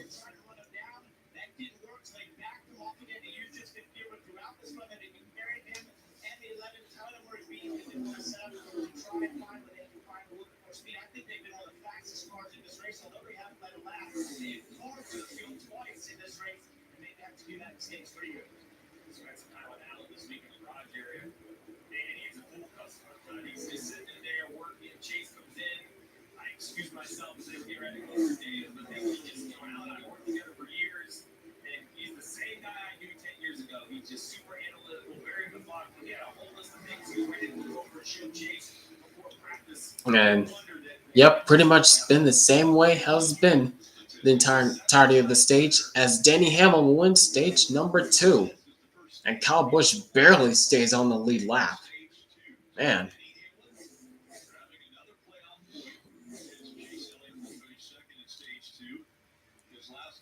Yep, we have to wait a while before 10th place comes back around. There's Byron, Jones, Larson, Bowman, and Bell. All right, 2 stages down, 1 more stage to go. It's getting interesting. But I really do hope Chase Elliott gets the win. Or Blaney, Truex, or anyone. Just anyone but Hacklin.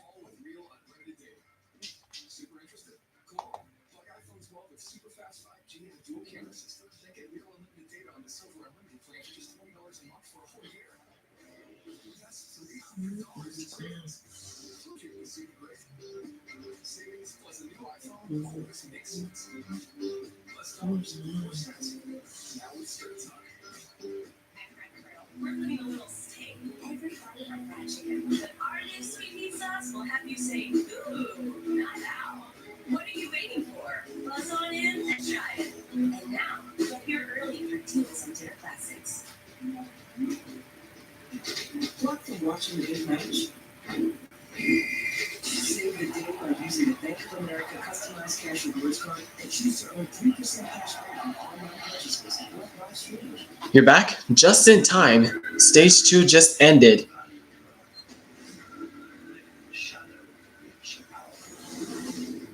This is about to change.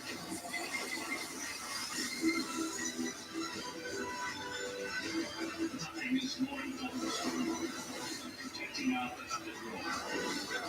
This house can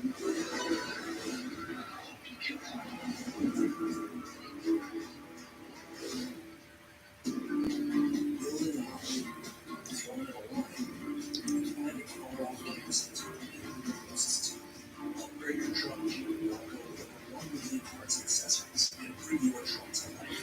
Your truck. These glasses, they'll let you hear it. Alexa, play Sonic Radio. Okay, hear your music, your phone calls, and the world around you. Show them mom on the phone, and I said, look at me, and I in the kitchen. Remember, sit on the ground, Alexa, please come to you. Yeah. Do it all with Apple Breaks, all without ever missing a moment.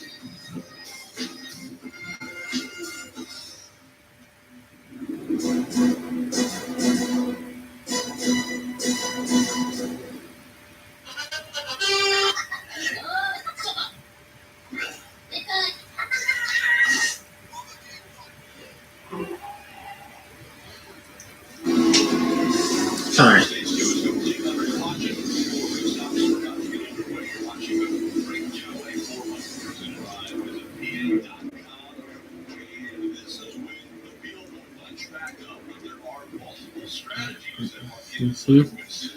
Yep, even though the field is bunched back up, there's still different strategies going on.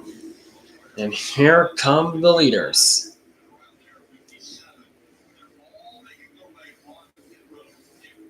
Including Brian Keselowski, top left, he said the car got so tight it's hard to turn down. He also he drove the right front off the car, but he said the straight speed is incredible. It'll take fresh good years and have to wait on fuel, Marty. I hope not.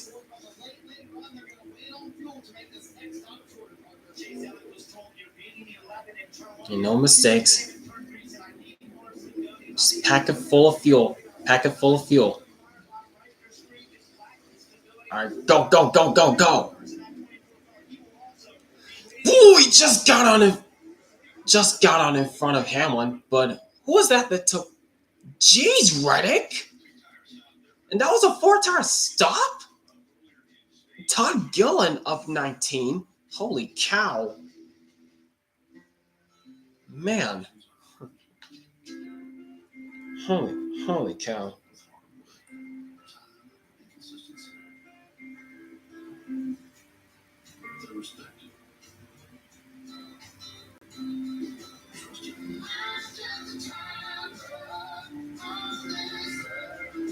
What that was about.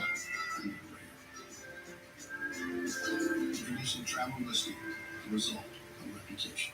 Pizza Hut, you want Chicago with the buzz. Hey, this is for tour. Tavern style pizza is perfect. We just had to tell America about our thin, crispy crust. Try anywhere in March. Chicago Tavern style recipes for just $12 each. Cover Chicago. No one out pizzas the Hut. I like to telling people about the new Experian Insurance Marketplace. Experian will shop with over 40 top providers to find you a really great rate. Yeah, I'm glad I don't use X or Twitter. I'm glad I don't use that platform. Too toxic. Why do you say that? Why did you bring that up? More we feel, more rainbows we puke. More rainbows we puke. More oranges we enter, more fires. More oranges we enter, more fires. More deer.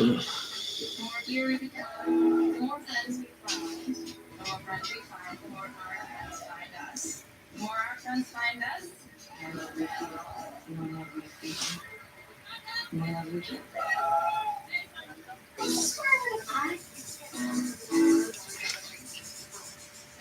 Something's just out of that. Like your 2x2x2 at IHOP. 2 eggs your way, 2 bacon strips, and 2 buttermilk pancakes. Monday through Friday, all for $6. What from watching Big Match? Save the day by using the Bank of America customized cash rewards card and choose to earn 3% cash back on all your purchases like live streaming. I'll give you the 20th game winner. Travel Steve Chariot Racing and be close enough to see you up.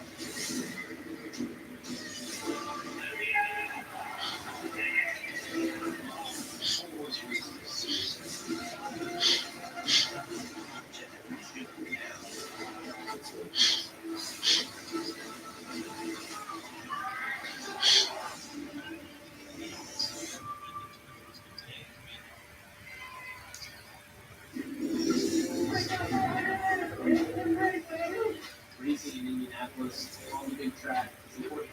I think it's going to give it that big event feel of Brickyard again. I think that Indianapolis is a few athletes that are here to just winning and getting just the bricks. I wish I could put it in words, but I've been my entire life. Because people on Twitter are talking about Bush running behind Cody Ware out of context. It's so annoying. But that doesn't even mean that Kyle Busch is a terrible driver. Like, what are these people talking about? Even though I don't like Kyle Busch, but like I said many times, I feel bad for him that he's not having the season that he was hoping for. But people are so toxic on Twitter. I'm so glad I don't even have a Twitter account.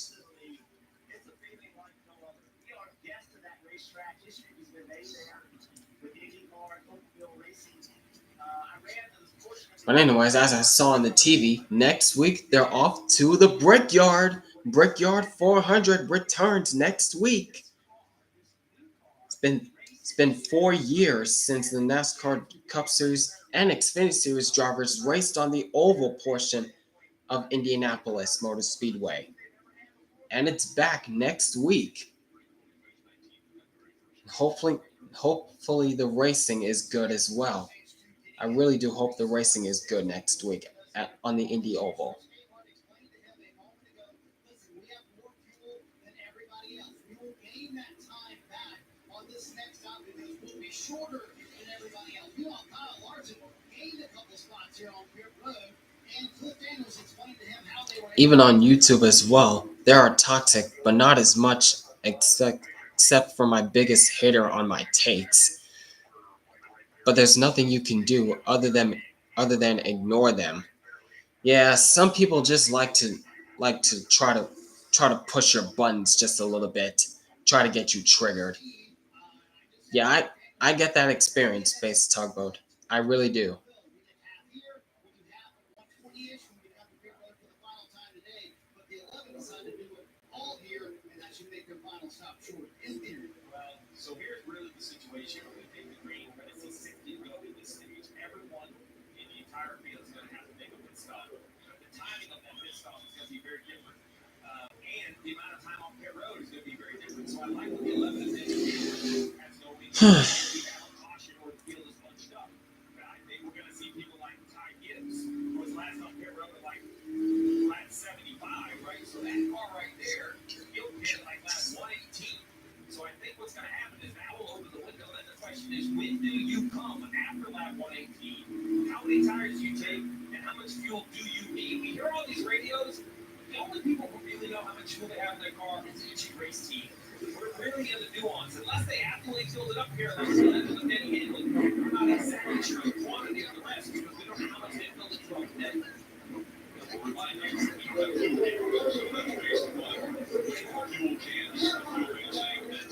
All right, here we go. 60 laps to go. All right, 60 laps to go. Green flag, final stage underway. 60 to go. And already, drivers starting to fan out. There goes Cedric, blocking that way inside line. Ooh, 4 wide. 5 wide back there. That was tight. Oh, jeez. Hang on to it. Still 4 or 5 wide back there. Jesus, Truex, why are you blocking like that? Through the middle, here goes Blaney. Trying to clear Truex. Still side by side for second.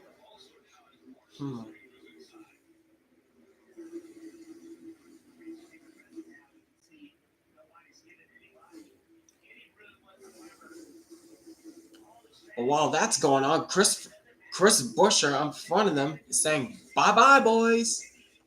Whoa, there goes Reddick making a 3 wide underneath Logano and Elliott, trying to take advantage. Oh.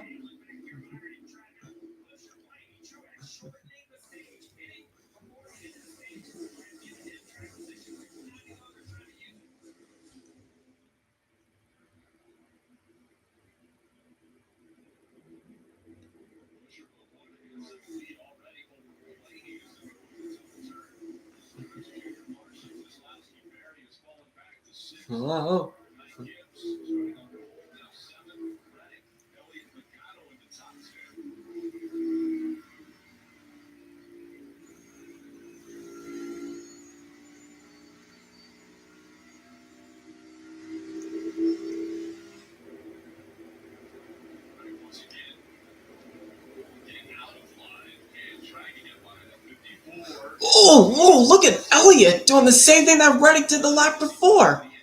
Trying to go way inside of Tyler Reddick. And he'll take the 8th spot. Now working on Ty Gibbs, going for 7th, but can't clear him just yet.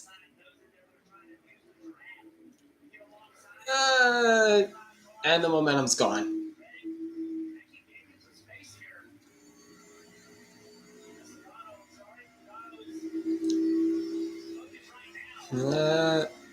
Nope.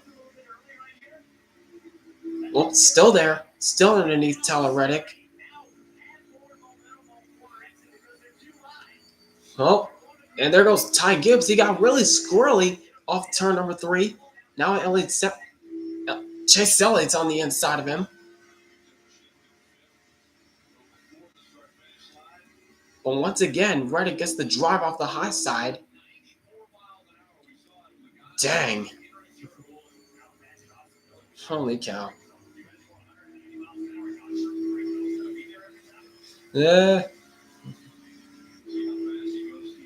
Yep.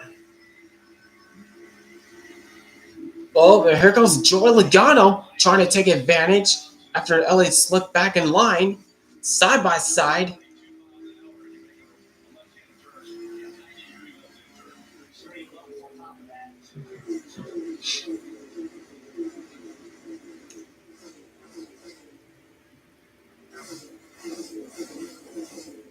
But Elliott will hold on to the 9th spot.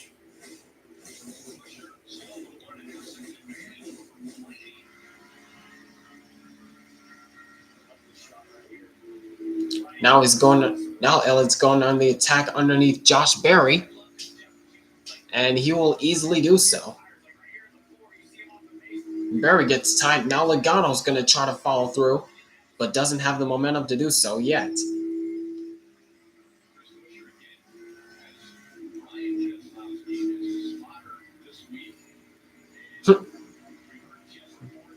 Whoa! Jeez, Josh Berry. Berry got really tight off turn number 2, and that allowed Logano to pounce. But the way he checked up was so abrupt there. Holy cow. Excuse me.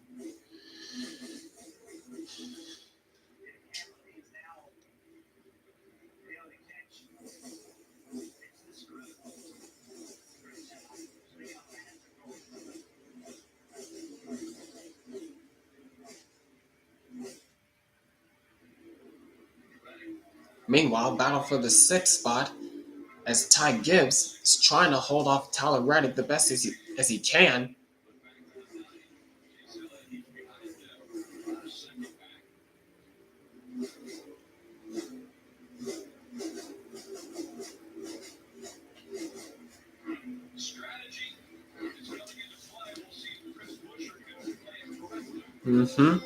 Yep, strategy play going at it once again. And Christopher Buescher is making the best of it so far as he continues to lead at Pocono.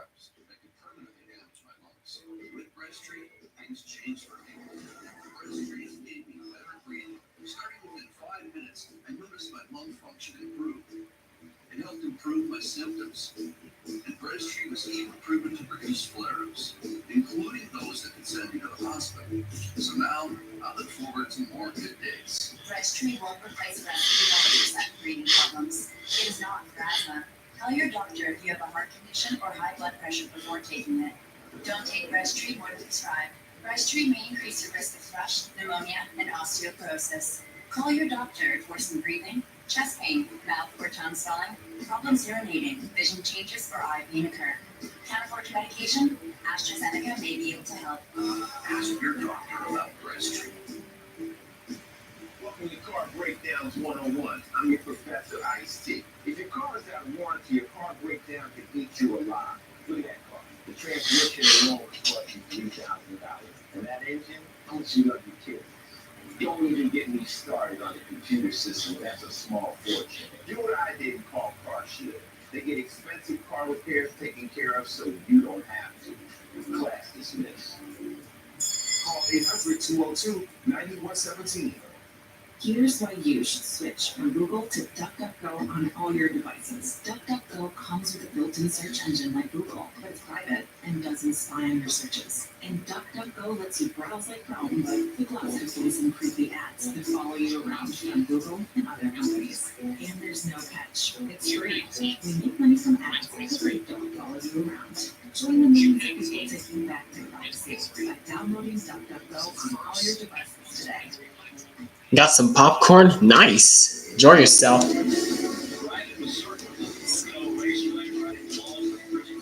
All right, and we're back.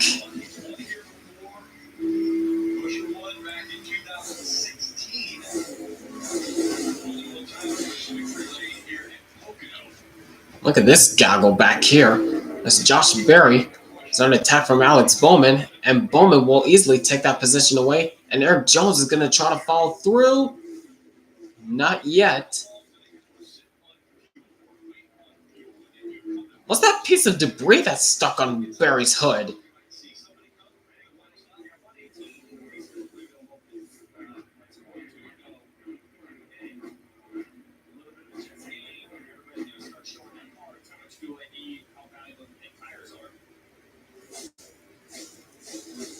Four wide back there. What is going on back there?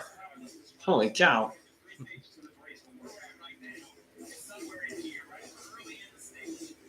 Mm-hmm.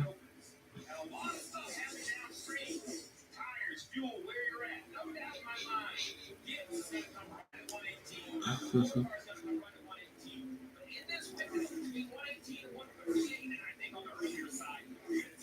And Chase Elliott takes advantage over Ty Gibbs. That's for the 7th spot.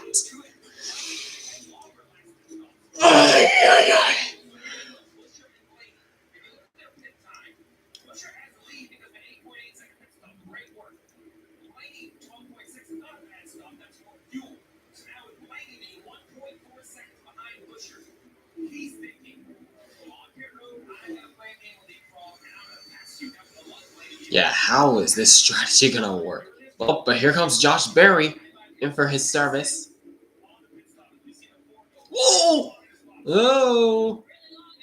Yeah, that was, and that's gonna cost him a lot. Ouch, Berry. You cannot be making those mistakes, dude. Wow, and that's gonna cost him. That just cost him a lot of time.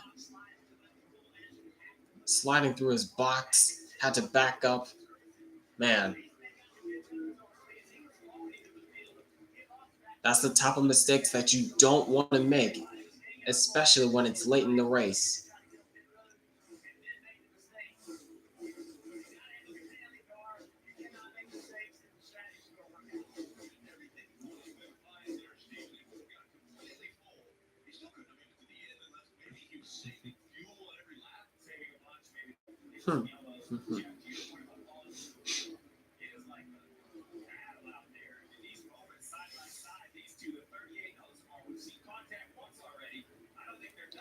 Oh, jeez. Holy cow. 4 wide. Oh, jeez. Nemechek and Suarez got into it. They split him 4 wide. Golly. That was close.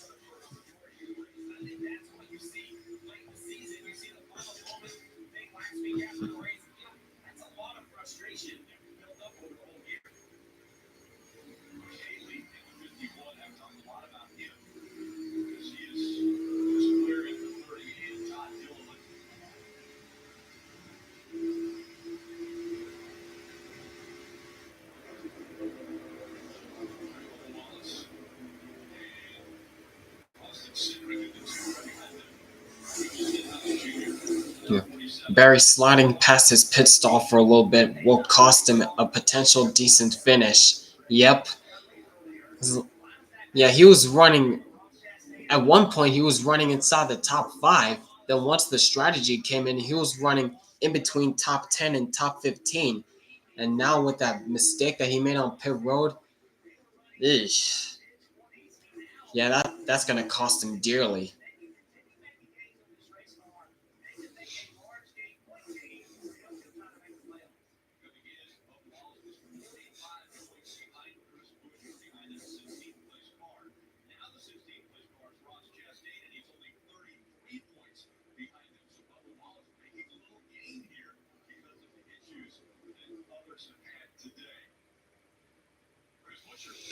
But so far up front, Christopher Buescher continues to lead at Pocono. Man, this race is flying by fast.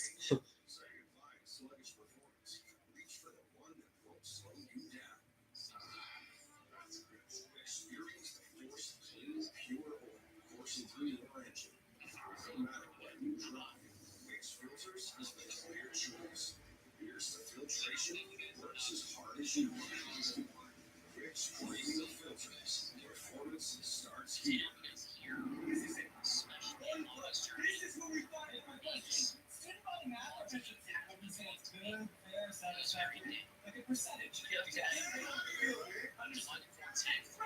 Great student-teacher ratio.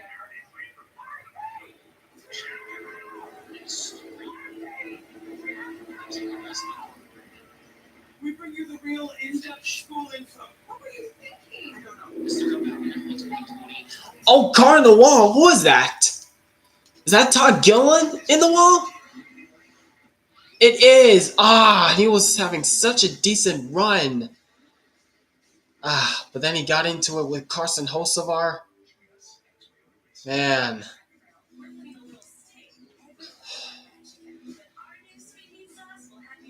Man, this is not what Todd Gilliland needed at all.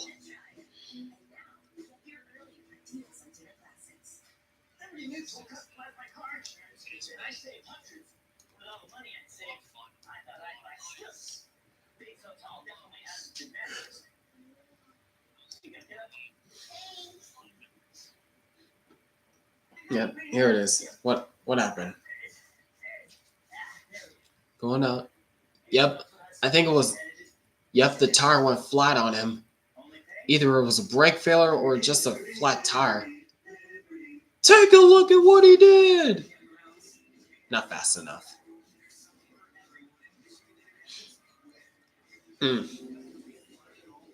Yep, there it goes.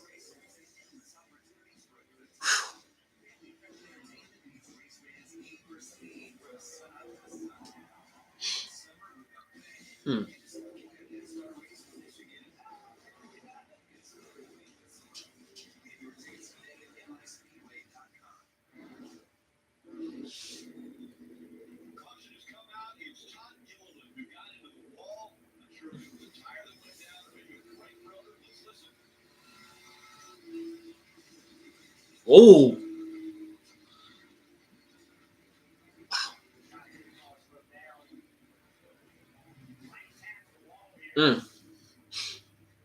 Yeah. Before today's race, Todd Gilliland was 20th in points, 121 back from the cut line. Bad race for him today. Yep. Oof. It's a good thing he was close to the wall, because if that happened in any of the three corners, bad place for a tire to blow out, that would have been a hard shot.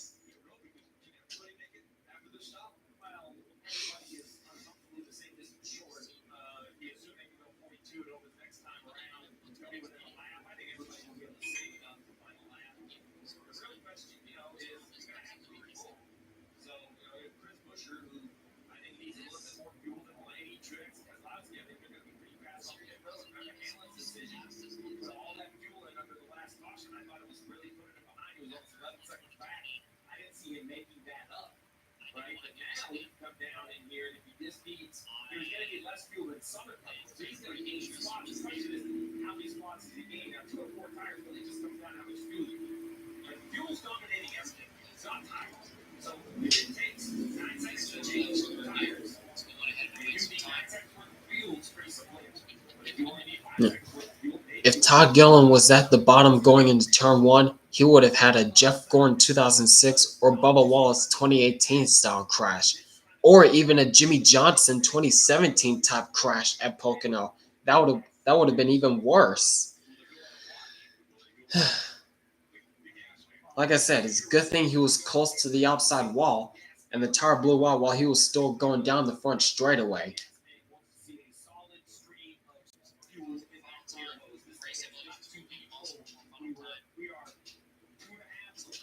Yeah. There have been lots of hard hits at Pocono in the past, such as Jimmy Johnson 2017, Bubba Wallace 2018, and Austin Dillon last year. There's more than that. Yep.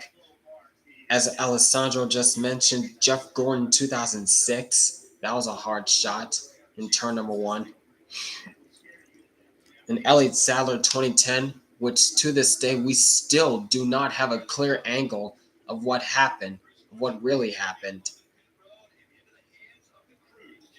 And also, I believe it was, and also back in 1982, I believe it was Tim Richmond and Dale Earnhardt hard in the turn 1. Also, and Greg Sachs and Lake Speed in 1989.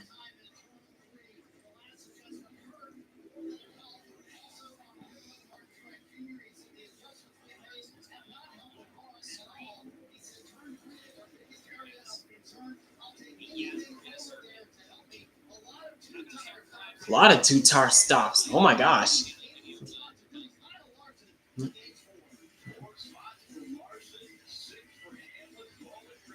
Yep, Steve Park's flip in 2002 on lap 1. Yeah. I believe NASCAR does have footage of Elliott Sadler's 2010 Pocono crash, but they refuse to make the footage public. If they do, then they need to release it ASAP, as soon as possible. Because there are speculations that of people saying that he may have flipped down the backstretch after the contact with the inside wall, but some say that he didn't.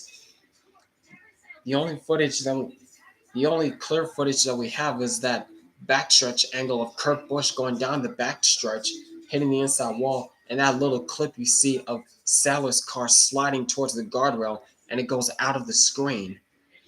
And there's another footage from a fan's perspective on the front stretch, but it was too shaky, and we couldn't even clearly see what really happened.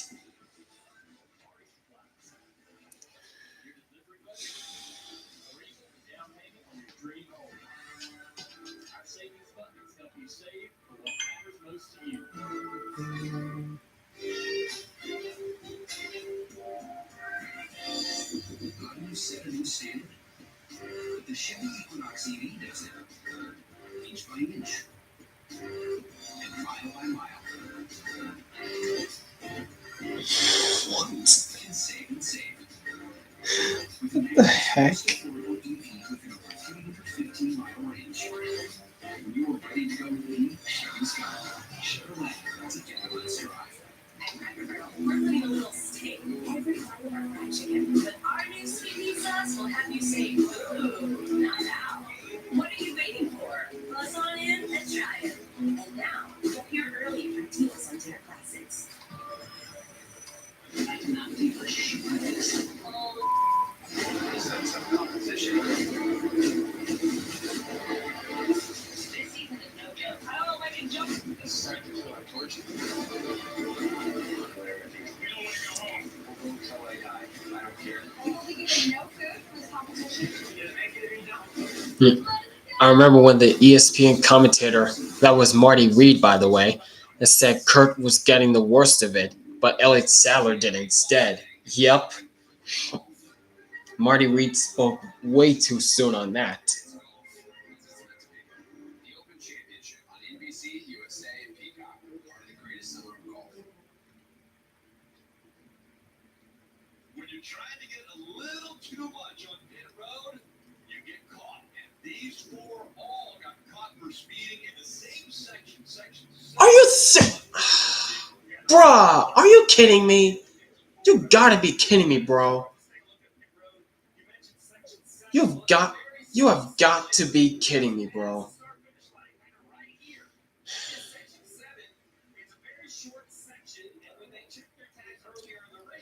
So, yeah.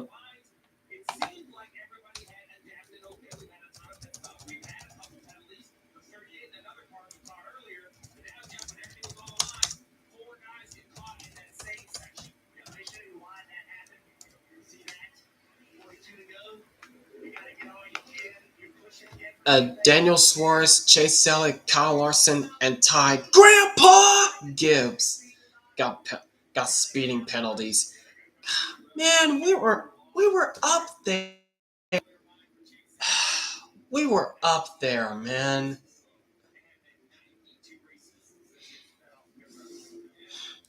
We were up there, man. This is not what we needed. Ugh. That's just great. That's just great.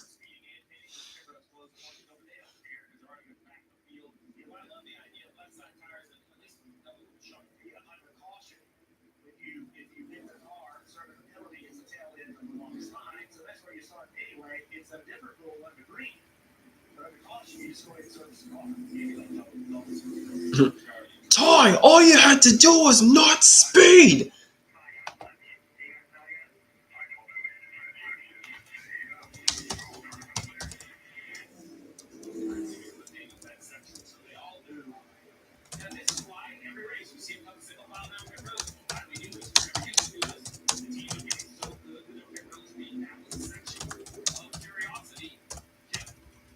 And those drivers that topped off close to the number of the drivers that were out and came on lap 117 that did not speed, they're worried about fuel. Take those to Chris Bush's radio.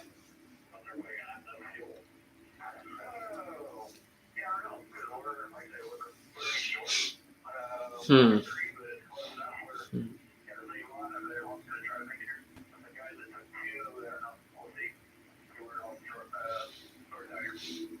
So we'll see how this plays We'll out. see what happens now. But Chase Elliott's shot of a potential win are done. Yep, our shot of a potential win is done. Cannot be doing those mistakes, Chase. You can't do that. Especially if you're battling for the regular season championship. Oh well. We'll see what happens now. 40 to go. 40 to go now.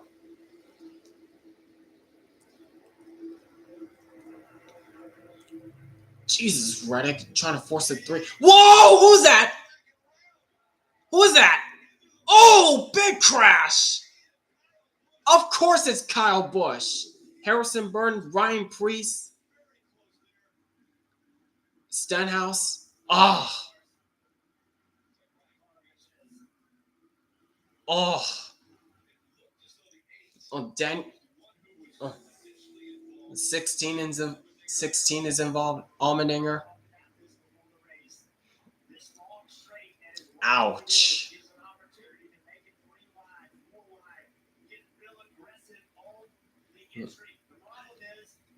Yep. The no good bad season of Kyle Busch continues. Ouch.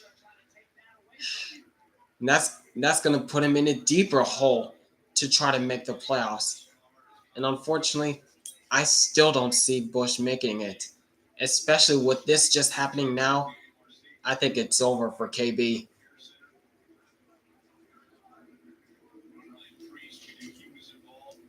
Priest.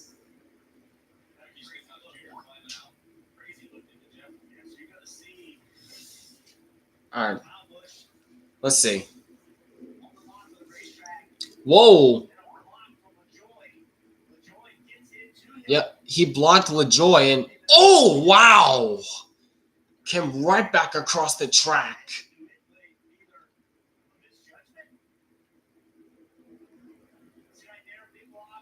Yep, Kyle Busch blocked. And LaJoy just turned right and back across the track. Oh! Takes out 5 other cars with him. Oh! That's a hard driver swipe shot that Priest took when Kyle came back across the track.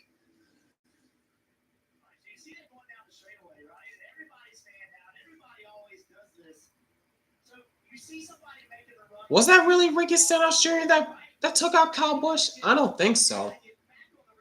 Busch blocked LaJoy. LaJoy tried to get back in line and just misjudged Busch.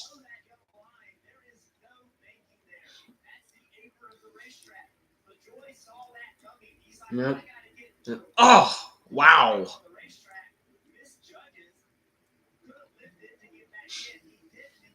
Look what you did, Grandpa. I could have gotten seriously hurt about if I was involved. Ty, you still made it through. Shut up.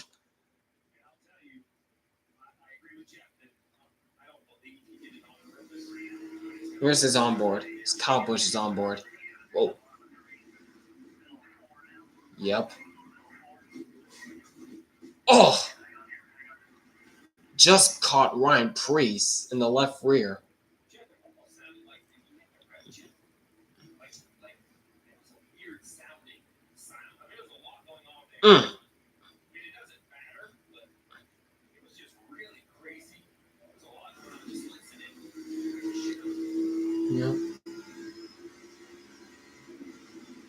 Whoa. Once you go through that grass, you're just along for the ride.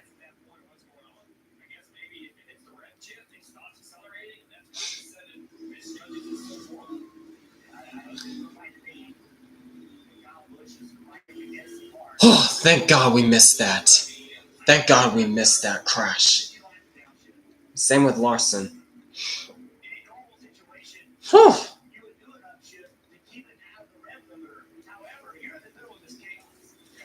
Larson, Ellie, Gibbs, and Suarez were lucky to not get involved in this latest wreck. Added insult to injury if they were involved in after the speeding penalty. You're right. Grandpa, get this criminal in the 15 out of my sight.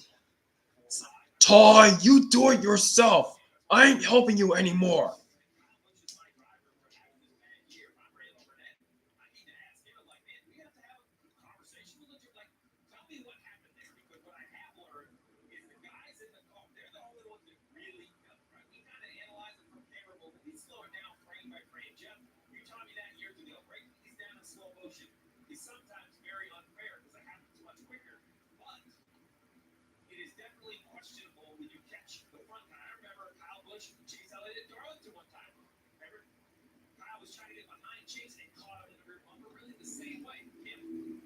And here's what we heard from Joy Radio.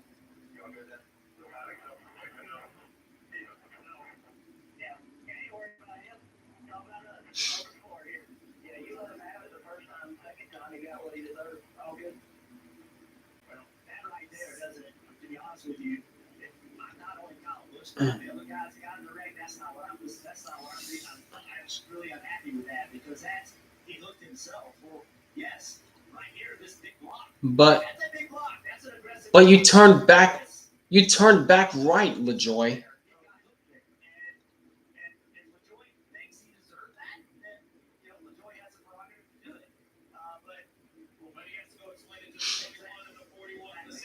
Yeah, that was pretty dangerous. That was pretty dangerous, LaJoy.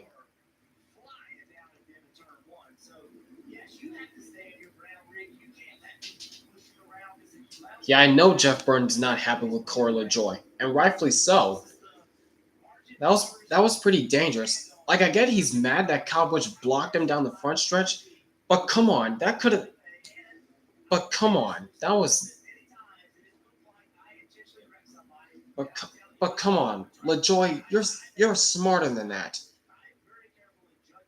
You're smarter than that, LaJoy.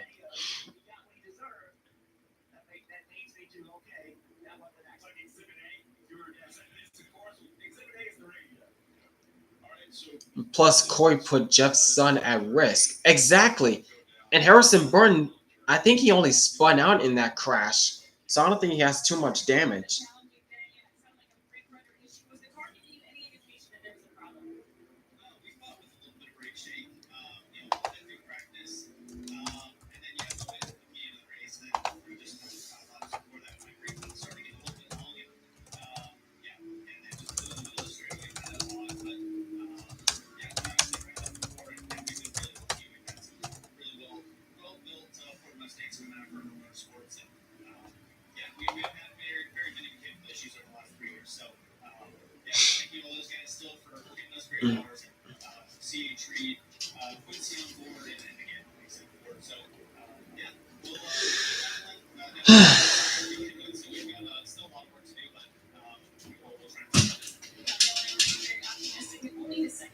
Yeah, I'm sure that Jeff Burton is securely happy that Busch crashed based on his comments at Nashville, but I'm making assumptions.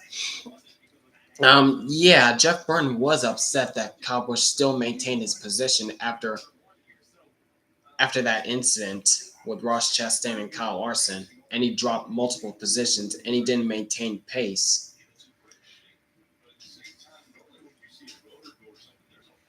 Hmm.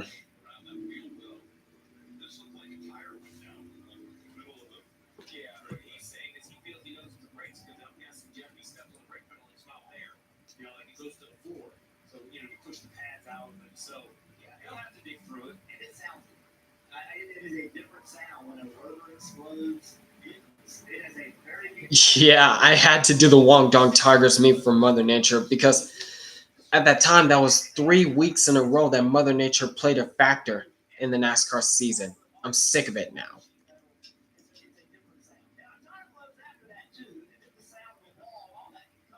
And that's the second year in a row that Mother Nature played a factor at Chicago. It's ridiculous at this point. At least finally we have a week where no weather is playing a factor. It's bright sunny in Pocono. And Rick, let's talk about the top five drivers. Ryan Blaney had the question for Jonathan Hassler a moment ago. Does this caution bias what we need to make sure we get to the end of the race? Hassler said, I'll get back to you at the end of the caution, tell you where we stand as we're still embedded with the 12 team. We'll get up there and maybe get a word from Jonathan Hassler in just a moment. Blaney in position to get a second win in the last few weeks. Meanwhile, Denny Hamlin has not reported anything wrong with the race. He had a long pedal on that last one, but this clean air helps him out tremendously. And he just talked through the restart with Chris Gabehart a moment ago. Tim. And for Alex Bowman running into third, coming off that win at Chicago Street. Of course, this team collectively sighed relief coming into this weekend. They said that win gave them a lot more flexibility strategy-wise. But we've seen a fast car from them too right now. Alex just a little bit tight. Couldn't really feel the adjustments they made on the last pit stop, Parker. Byron in fourth place here. We spent most of the day in the top 10. They struggled mightily at the beginning of that race car. 1 point lost the front and the rear tires of that race car, complaining that they both were just going away too fast to get a whole lot to. They find themselves in the top 5 here and should be good on the field with these caution laps, so they could put themselves in position to go there and challenge the goal. And they left behind him, Joe got on the 22. He started the day with him getting very loose in turn 2 and struggling with that bump. It has not gotten any better throughout this day. He struggled on the entry of the corners and curvely struggling with the right front. They just trying to find that balance between being too loose but having speed and getting the comfortable lead that he needs inside that race car. And Parker, Kyle Larson has been released from comparison, and there are a lot of questions on what happened during that incident. Can you offer us some more clarity on what happened? I just want to thank all of our partners and everybody that's been behind our program at RCR, PCR Engines, obviously Zone Nicotine Pouches, and Generous Lucas Oil, everybody for their support, continuing to back us and be behind us, and of course the fans of Rowdy Nation as well too. It seemed like there was an issue. Oh no, Harrison got damaged. That needs to be had. All right, frustrated Kyle. What?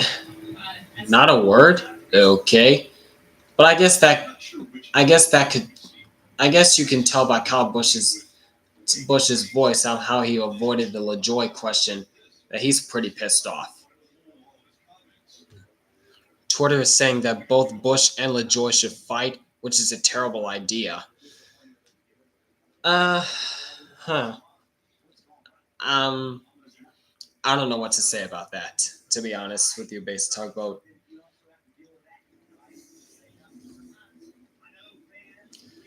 Well, we just got a Kyle Busch interview, Alessandro, and he didn't say much about LaJoy.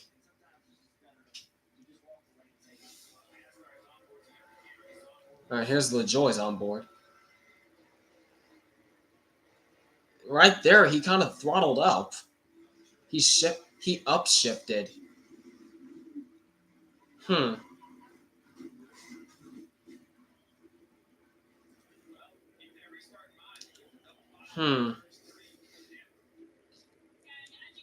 I don't know. Dang, now Kyle is 102 points back. Ouch.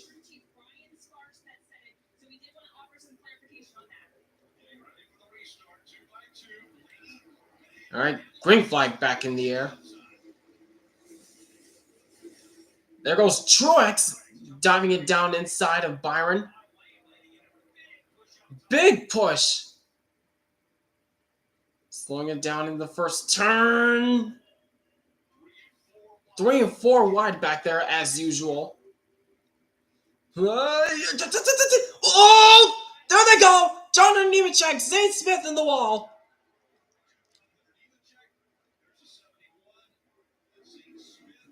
Ouch.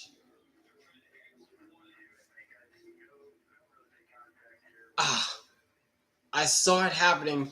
I saw it happening from a mile away. Deep in the pack, they were making all kinds of contact.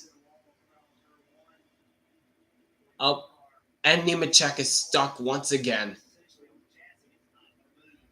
Yep, Nemechek stuck once again. Yep, here it is. McDowell around the outside. He got in the wall, and Zane Smith had no time to react and got into Nemechek. And there they go. Another angle. Yep. Hmm.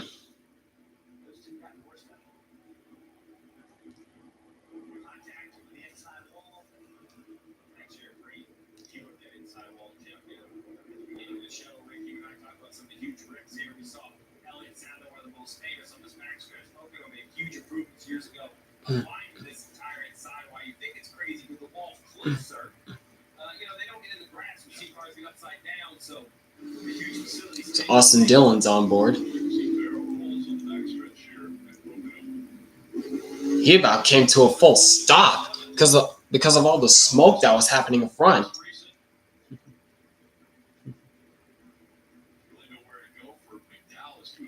Yep, the chaos is happening once again.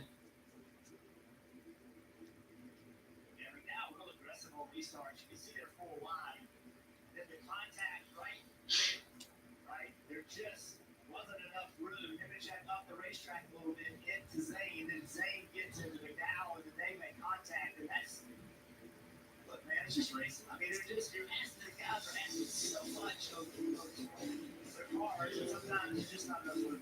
We mentioned Nick Braggs that right there. A huge hit. Watch this one right here. We're talking about the inside wall. Yep, this is 2010. There's Elliott Sadler hard into the inside at an angle where the wall jets out. It's 27. Jimmy Johnson slamming to the outside wall after a brake failure. And then last year, Austin Dillon, contact with Tyler Reddick, sent him in the wall. Then he tried the helmet toss, but completely missed Reddick's car.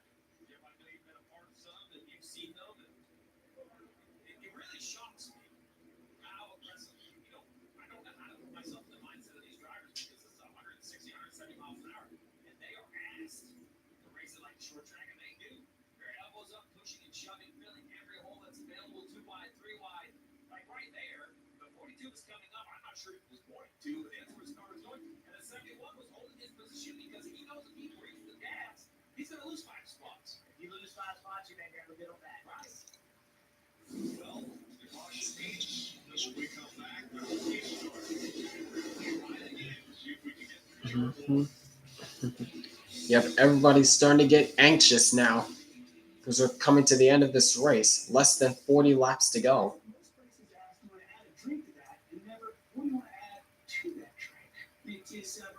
I think it's only as good as the notice we've had. It's all about finding the perfect combos for any given moment. Like when the waiter says to enjoy your food and you said, you too. Or escape when you're trying to parfait the Oh. divine bonus lunch when you get the eggplant and cream, onion and market for baby stare. Hard crash that does not get mentioned at Pocono was when Dave Marcus wrecked hard back in 1999. Yeah, back in turn 2. I don't remember if he got help or he just lost it. But once his car overcorrected back to the right, he took a hard shot to the right side, both the front and rear of his car, knocking him airborne, but back down on all 4 tires. Yeah, that's one of the most forgotten crashes in NASCAR history that people don't talk about. But anyways, as I was about to say, found the onboard shot of Corey LaJoy. And I think you've already seen this before, but on TV, but here it is again.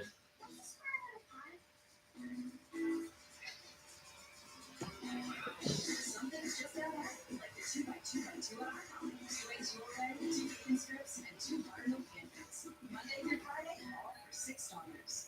Yeah, it's kind of hard if he, I don't know what to say.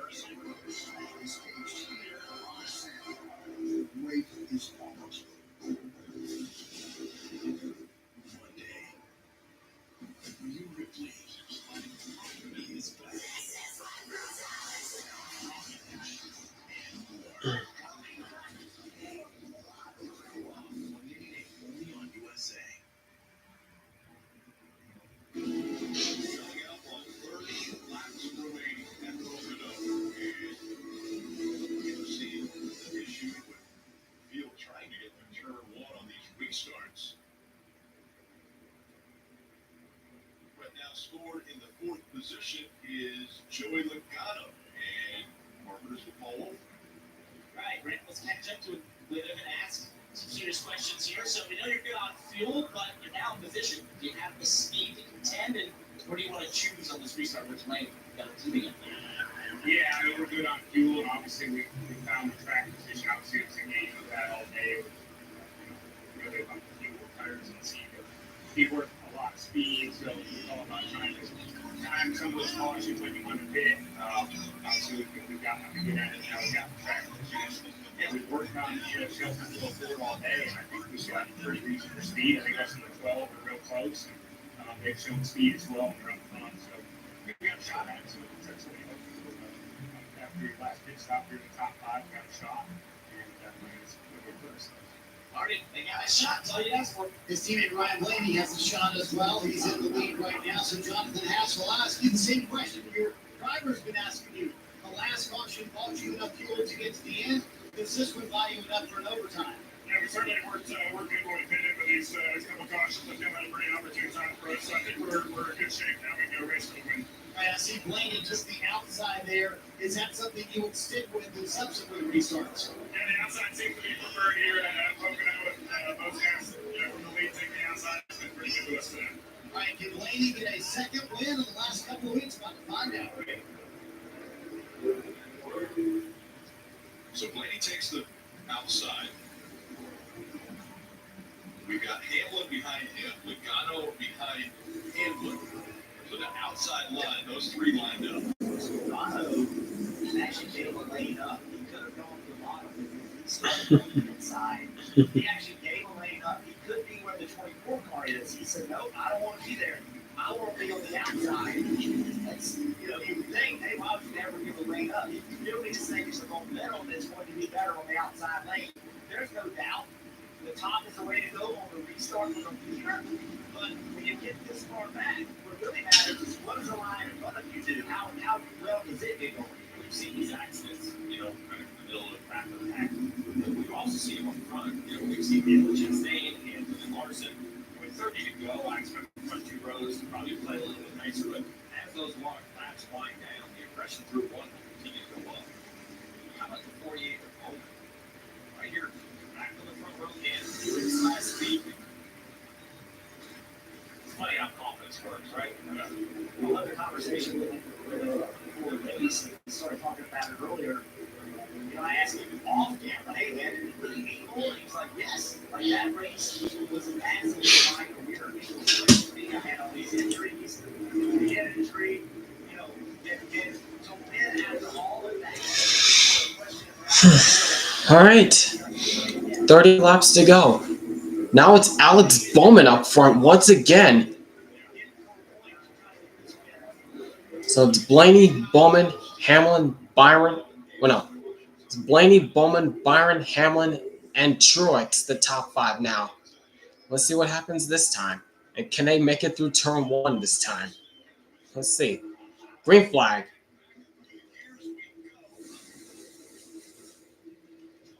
And they're finding out once again. Oh,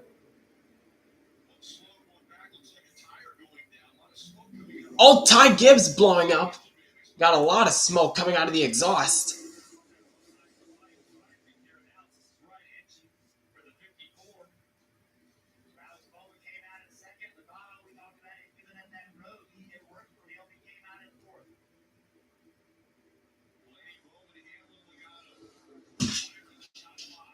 Oh, jeez. Hang on to it, Eric Jones.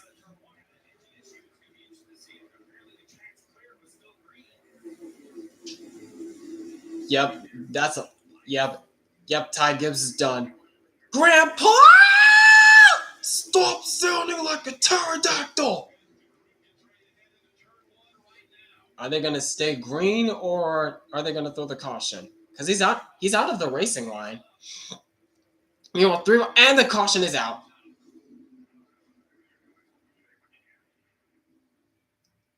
Yeah, look at how slow Ty is going. It's about snail's pace.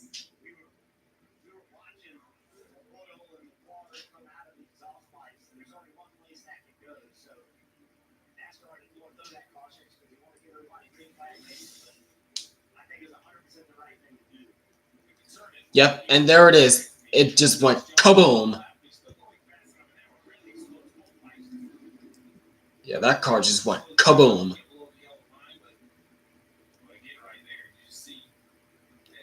Oh, wow. Look at all the oil coming out of that car. Jeez.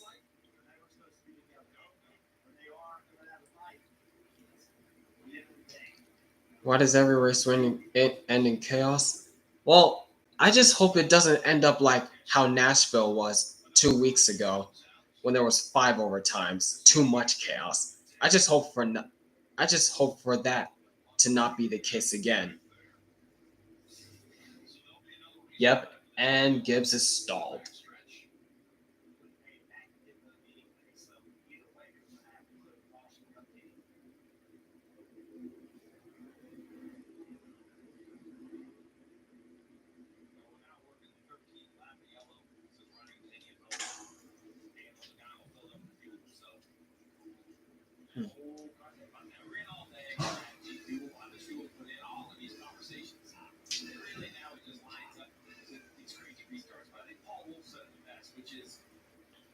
None of those strategies are a guarantee, but you just want to be in a position after your last stop. Wallace, we've been talking about him because he came into the race 45 points below the cut line. Look where he is right now. Chastain with the problem early in the race. Now, this is another position. Kenny Clark has trouble. He's going to finish in front of. So now he's up to 10 points. If he can go get 5 more spots, I mean, he's going to cut this to low 20s. And that immediately puts tons of pressure on Chastain.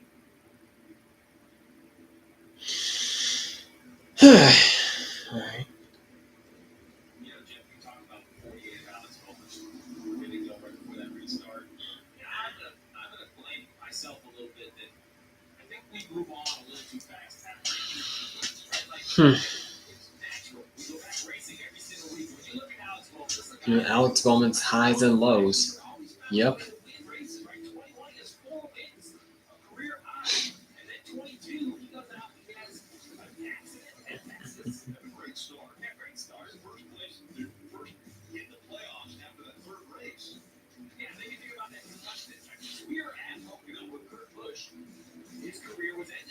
Yep, had a back injury, won winless for the first time since 2018.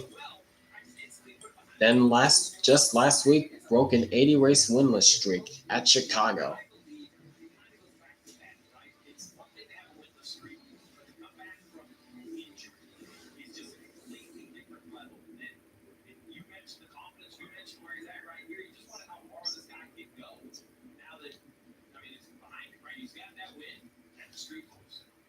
Listen back into his press conference after the win at the street course last week. So everybody that said I couldn't win and don't deserve to be at Hypocrite Motorsports and all that bull, cheers to you. That's my attitude. I want for my driver. I think that he's underrated. Is he as good as Kyle Larson? I'm not saying that he is. He is a very, very good race car driver and young. He is still young with a tremendous upside. And think about this. There's 24 drivers in this field that have okay, so here's playing above average, right? People he's racing against. We'll take a seat. Who's that? Right? So I think Rick Yep, just like Bush himself, I don't care anymore. Yeah, I feel for you, base tugboat. I really do. And for all those Kyle Busch fans who have to experience this. I know, and as a Chase Elliott fan, I know what it felt like last year when Chase Elliott missed 7 races and never had a win. I know how it goes. Guys.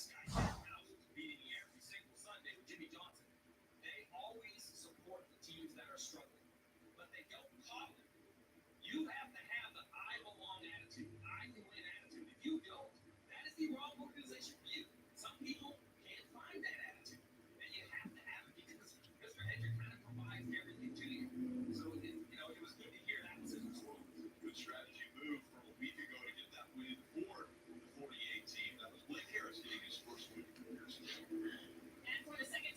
We're talking to Glenn Harris at the end of a race, looking for back-to-back wins. But we've seen the incidents calm down. We know restarts are wild. What are you telling your driver at this point in the race? Yeah, I think the biggest thing is just kind of how we get going on the restarts, right? I thought we've had really good restarts on the outside, and then we had our teammate behind us there. Certainly got a good push and lots of hinder horsepower, keeping us in the mix. So I think as long as we can shake out the top of a couple of cars, no matter which lane we go in, I think we got a shot. We'll see if this works for the team. We go back-to-back, Marty. Let's chat with Chris Gay. What are the chances for Denny Hamlin to get his 8th Pocono win? What does he need to do maybe a little bit different on this restart, Chris? Well, we've been here a lot over the years. Denny even longer than me, obviously, in these situations. So I can't think of anyone who understands the situation better than him at Pocono. We haven't got it quite right yet, but I think either way we got a really fast car and a great driver. So we just need to get going here and see how it plays out. With all these cautions, Chris, are teams out good with even maybe up to 2 or 3 overtimes? Yeah, fuel is no longer the focus for the first green white checker review, but obviously in NASCAR now we can have like 27. So we're definitely not good for 27, but maybe a couple. All right, the team does not have to go back too far, Steve, to remember Nashville just a couple weeks ago when they had it. They thought they had the win in the bag, but not overtime starts in Nashville. If I cared, I would be saying that Corey should be fined, but since I don't, we will just see what happens, if anything. Yep.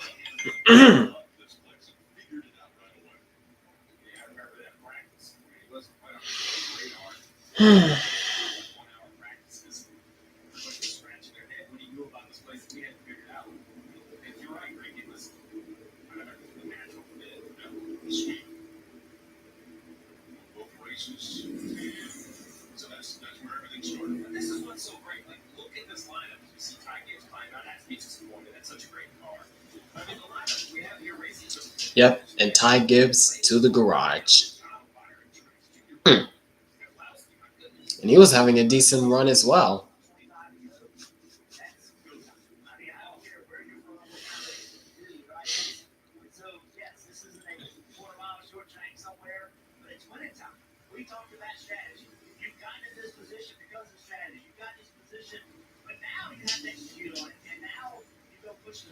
In choose rule time, Blaney sticks to the high side, and Bowman goes low once again.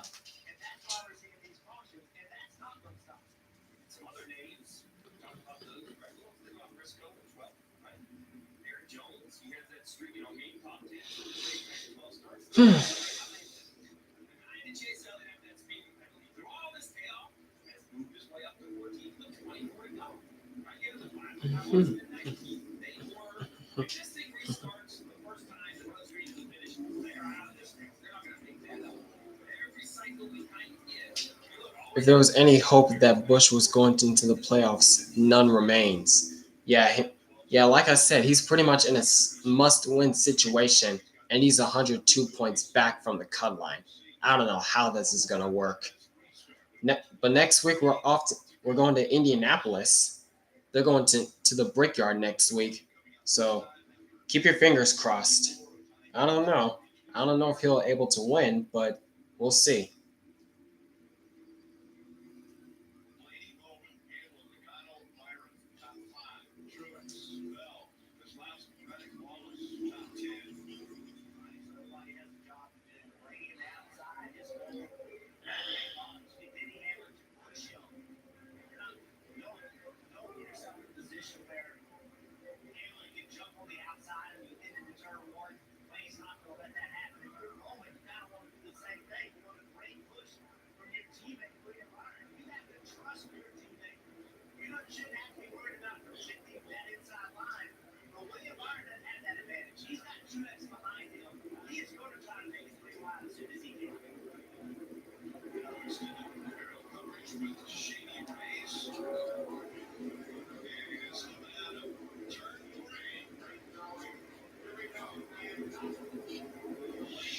All right, here we go. Green flag back in the air. Less than 25 laps remaining. 23 laps to go. Aggressive pushing and shoving. There they go. 4 wide once again. Oh, hey.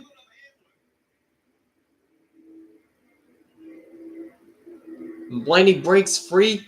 Side by side for second. Oh my. Oh my. That's tight. This is tight. Still hanging tough side by side for second. Bowman's still hanging tough on the inside.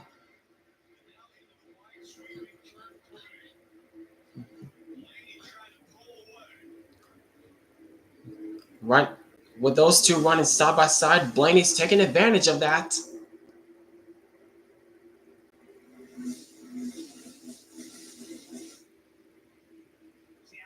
You see Bowman turning left, trying to break the drive from Denny Hamlin, trying to not give him any chances.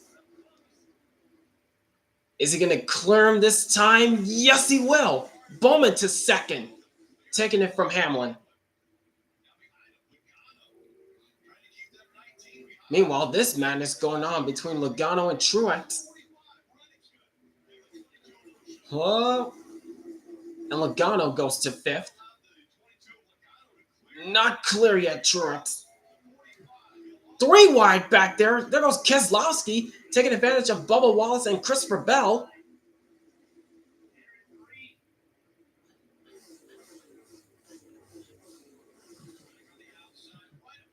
Oh my. I know it's a dumb question, but do you think that even with single file restarts, it can get wacky? I mean, with single file restarts, I think it would be less chaotic with the way it is right now. Yeah, with single file restarts, it'll be less chaotic. It'll still have its moments, not gonna lie.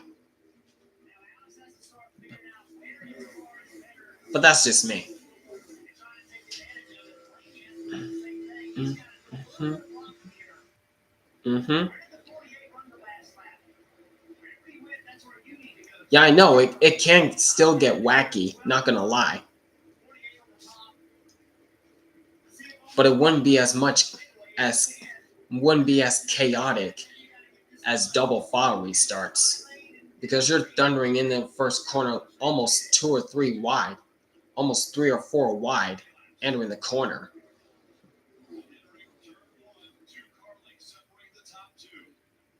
But meanwhile, got a battle for the top spot as Bowman is starting to charge up to Ryan Blaney. He's trying to go back-to-back weeks.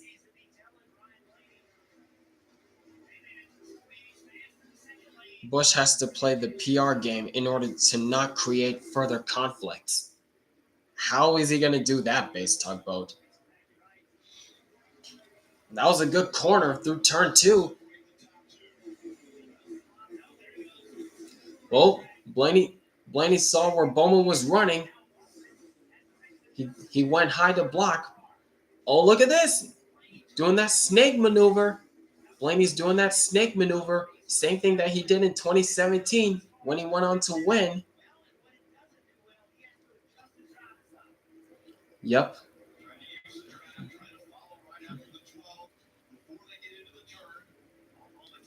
Oh, Bowman had to get out of the throttle just a little bit. Almost got the wall.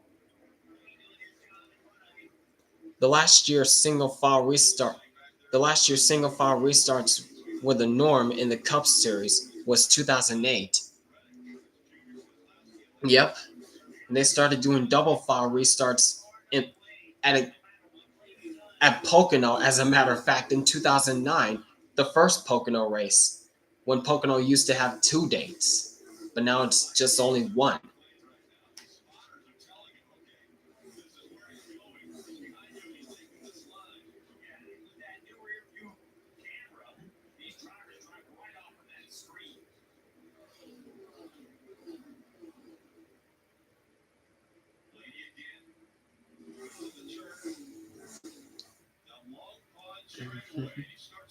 Yep. Now Blaney's starting to pull away, continuing to work those lines. He's looking for his second win of the season. Won at Iowa just a few weeks ago.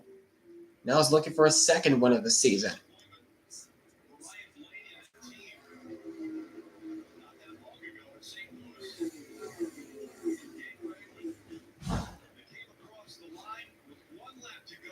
Mm-hmm.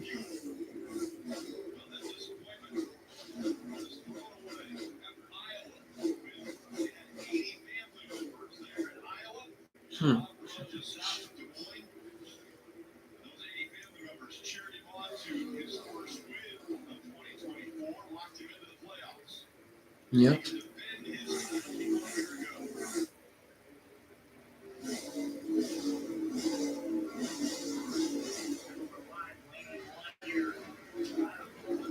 Meanwhile, going for the 8th spot, it looks like. No, 7th spot goes Keselowski underneath Truex. Truex tried to crowd him down a little bit. Don't know what he was trying to do.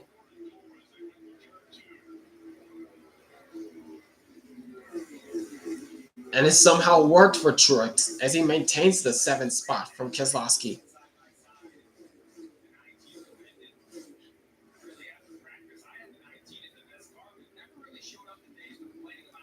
Meanwhile, a bit deeper in the pack, Christopher Buescher is now going on the attack under Christopher Bell. That's for the 11th spot.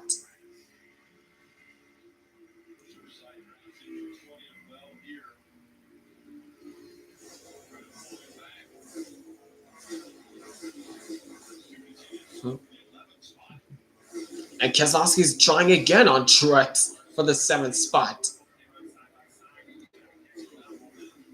And it looks as though Keselowski will do so.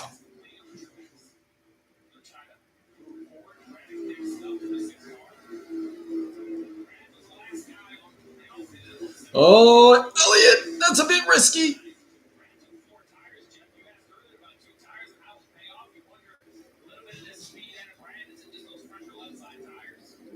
It's somehow working so far. He has the line, but not the momentum to clear Truex.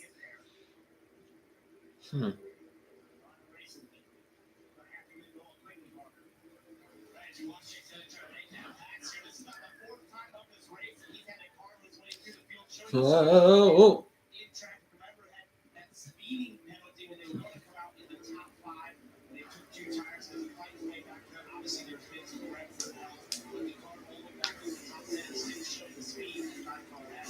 Man, these two are still side by side for the 8th spot.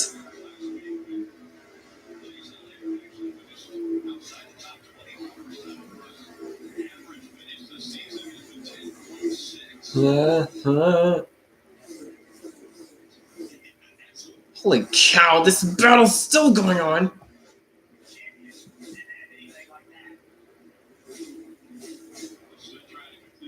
Holy cow. I know what Jeff Burton said. And Elliott finally clears him, but that was a bit too much there, Chase. That was a bit too much there. A bit too much of a send there.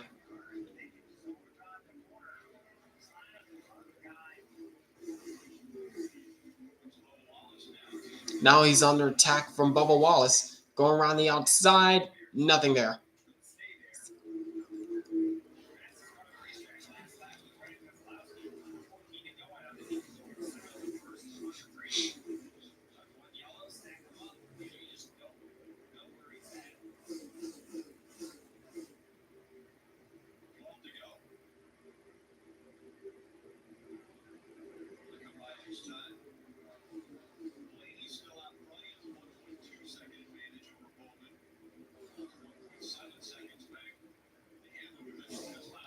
But meanwhile, up front, Ryan Blaney continues to pull away from Alex Bowman. What a race that Blaney has been able to put together so far. Been on a different strategy while others were on 2. Many were on 2, many were on 3. Man, different strategies going on. And I think Blaney was one of the drivers who was on 3, I think. Either 3 or 2. Either the 2-stop strategy or 3-stop strategy. Either one of them. But so far it's starting to pay off for Blaney if he can hold on for these next 12 laps.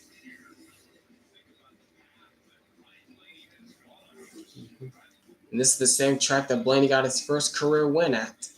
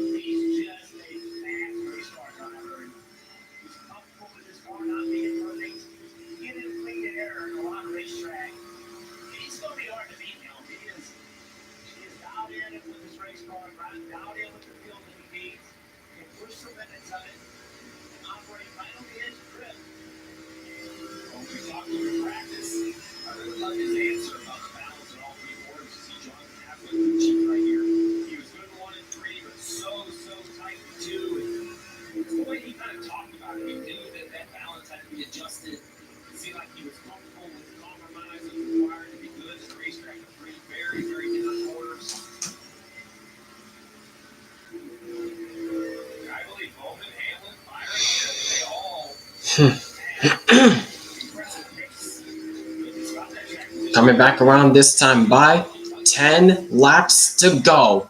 25 more miles around this 2.5 mile triangle.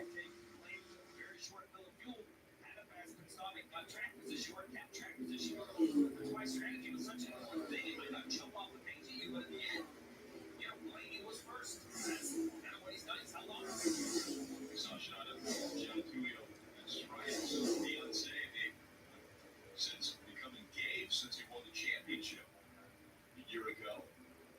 Last year, season. Yeah, this is the battle for second that's going on between Alex Bowman and Denny Hamlin.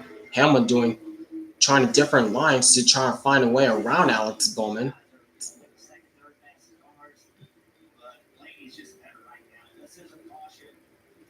But right now, it's Ryan Blaney who's on rails.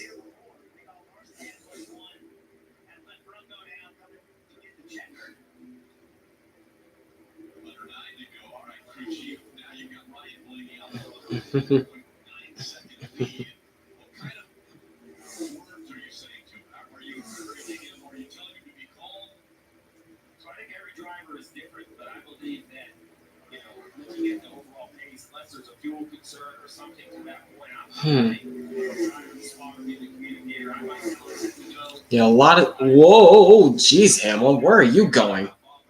Where was you going?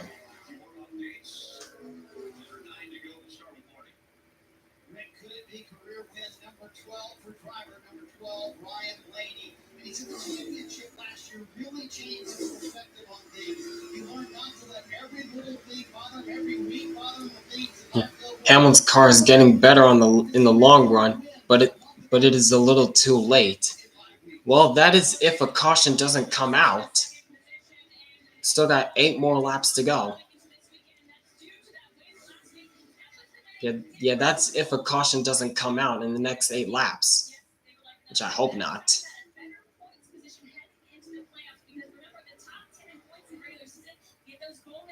So now until the playoffs pick up, the team is looking for as many extra points as possible to break into that top 10 in this game, Carney.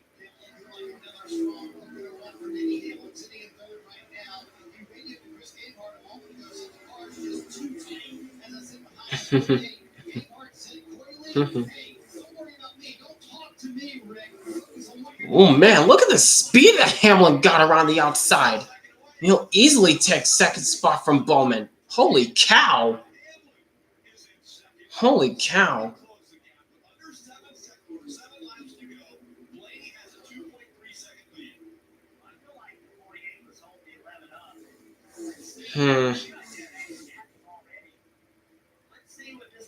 Is it too late though?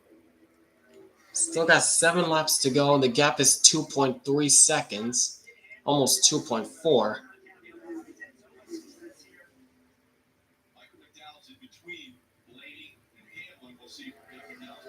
And they're coming to 6 to go.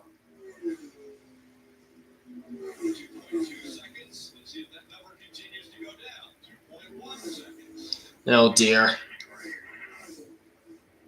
Oh dear. 6 to go.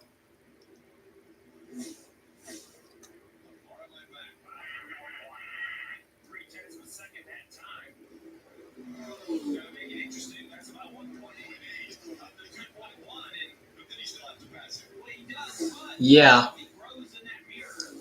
As we've heard many times before, catching him is one thing, but passing him, a whole different scenario. Oh, Daniel Hemrick, a loose tire. Oh my gosh. Come on, get off the track. Get off the track, dude.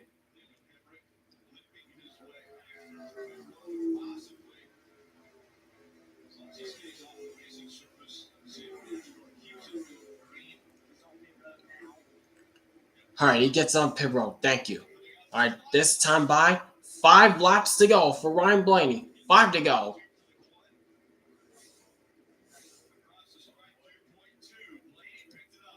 Gap is still 2.2 seconds.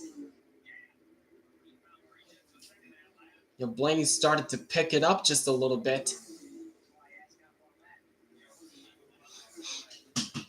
As long as Blaney keeps up with this pace, Hamlin won't be able to catch him, which is a good sign.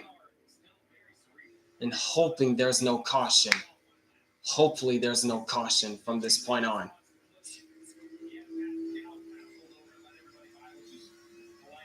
Just got to keep working those lines and shift where you need to shift. That's all Blaney has to do.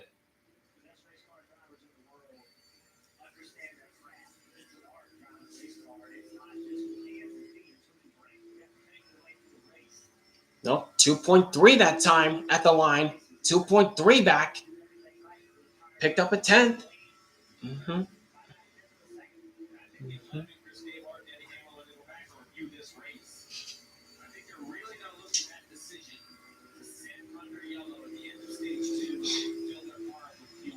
But the gap's still, the gap is still maintaining at 2.3.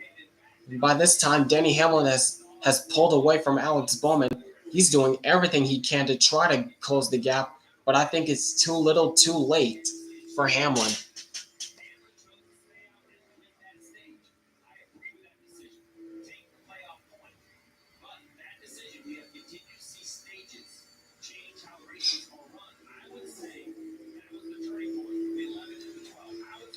This will be the... No, not going to say anything yet. But man, this race has been pretty much... The talk of this race has been pretty much about strategy all race long. Some on 2, some on 3, some on no different strategy at all, and just playing how it goes. Well, Blaney has been on one of those strategies, and it's so far paying off. He's only got 2.5 more laps if he's going to do it. Gap now 2.4. It's picking it up. Picked up once again another 10th. Through turn 3. What turn 4?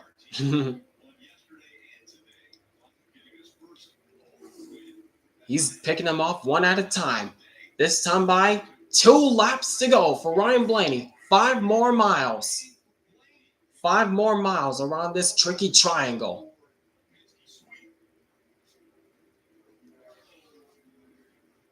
Yep, it could be a Penske sweep because early in the day, Will Power won at Iowa.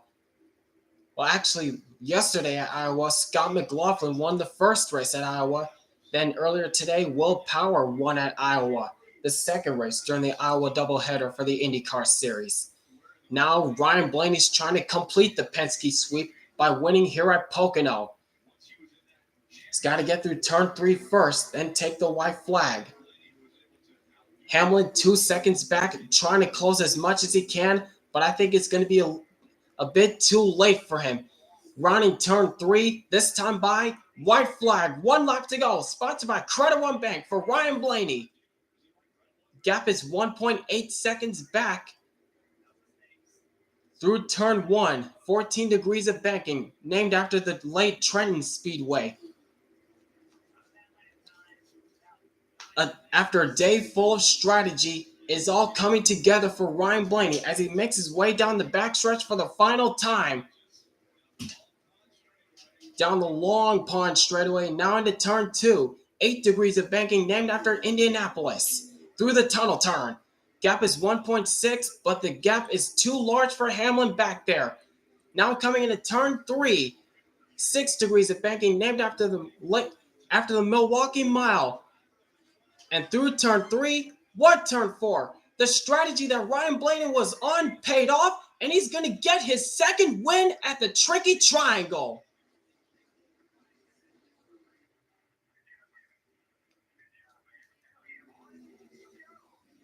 How about that? Crew Chief Jonathan Hassler, you are a man. You are a genius, Jonathan Hassler. Played the right strategy to the end, and it paid off for Ryan Blaney. YRB does it again, saves at the pump.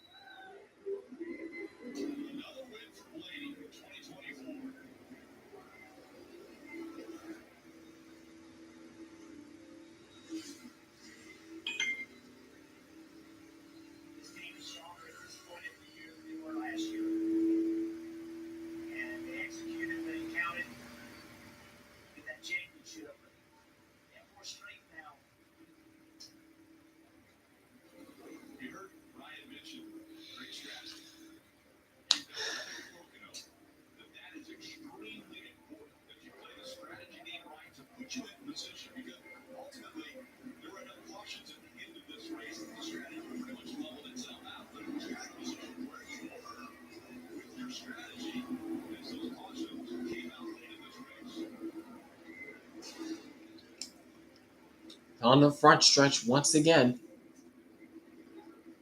Sold out crowd here in Pocono, able to enjoy this one. And he's probably going to salute to the fans like he normally does. Yep. Saluting to the fans. On rare occasions, he does burnouts, like he did at Iowa just a few weeks ago.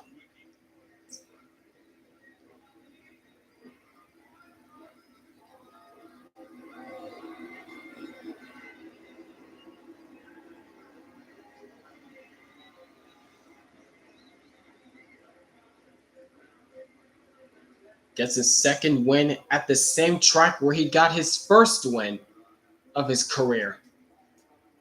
Now he gets win number 2 of the season and win number 2 at the Tricky Triangle.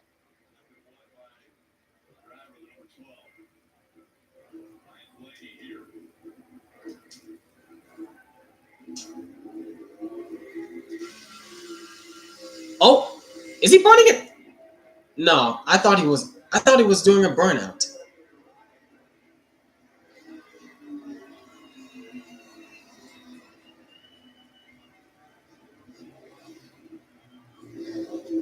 Oh, he is doing burnouts, I think. Yep, he's burning it down in front of the Pocono fans in Long Pond, Pennsylvania. Look at that. A mini burnout.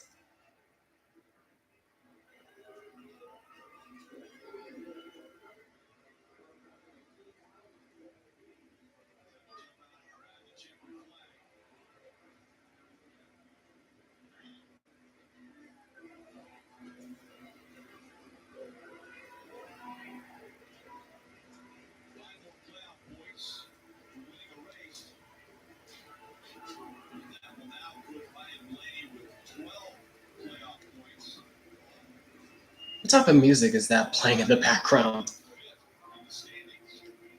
Now they're playing All I Do Is Win. Here he comes, climbing out of the car. And listen to the crowd at Pocono.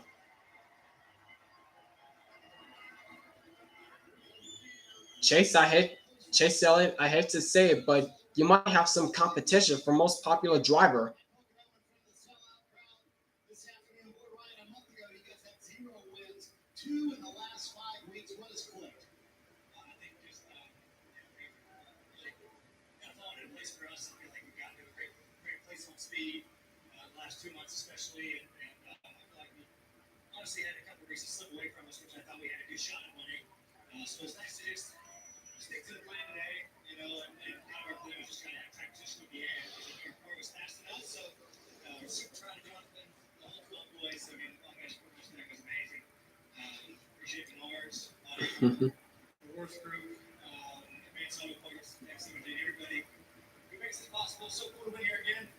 7 years ago, my first time win. So Yep. The crowd, you guys are amazing. Thank you guys for being here. I was going to ask you, you and I talked about how important this place is to you. With 9-year-old Ryan Blaney, I believe when you were winning races out there outside of turn 3 that you would have now 2 cup wins here. At the time, I just wasn't thinking that. You know, I was trying to that night, and no, I mean, it was super special 7 years ago to win here with the brothers. It's just a special win here today. You know, you love tracks that have special meaning to you. You know, places you get your first win and things like that. So this place means so much to me. My fiance, like, part of her family's here, so I can't wait to see them. All right. Blaney has family there watching him. Okay. Looking forward to hopefully continuing this momentum to next week at the Losses track up here. So let's talk about how this team is right now, Ryan. You turned it on at the right time to win the championship last year. As we sit here in mid-July, this is the best the 12 team has ever been. I definitely think we're in a better spot at this time this year than last year. At this point, Yeah, last year, at this point, last year, Blaney was mid.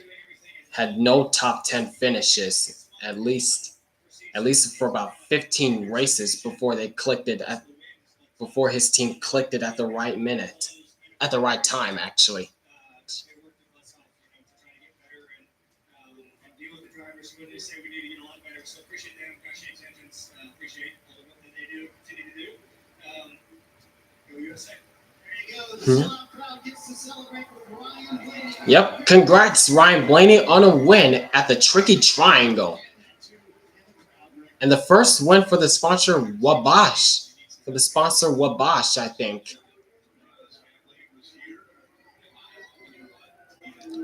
Oh, yep, there's his tradition. He's gonna look for a young fan and give the checker flag to him. Oh, hmm. Oh, there it is. There it is. He gets a check. She gets the checker flag. How about that? 6.4 out of 10. Respectable. That's respectable.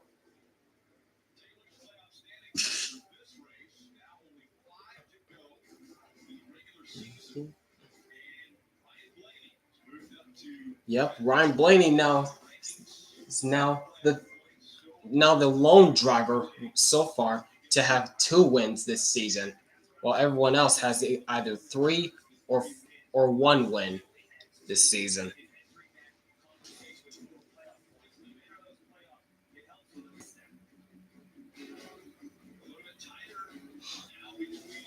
Hmm.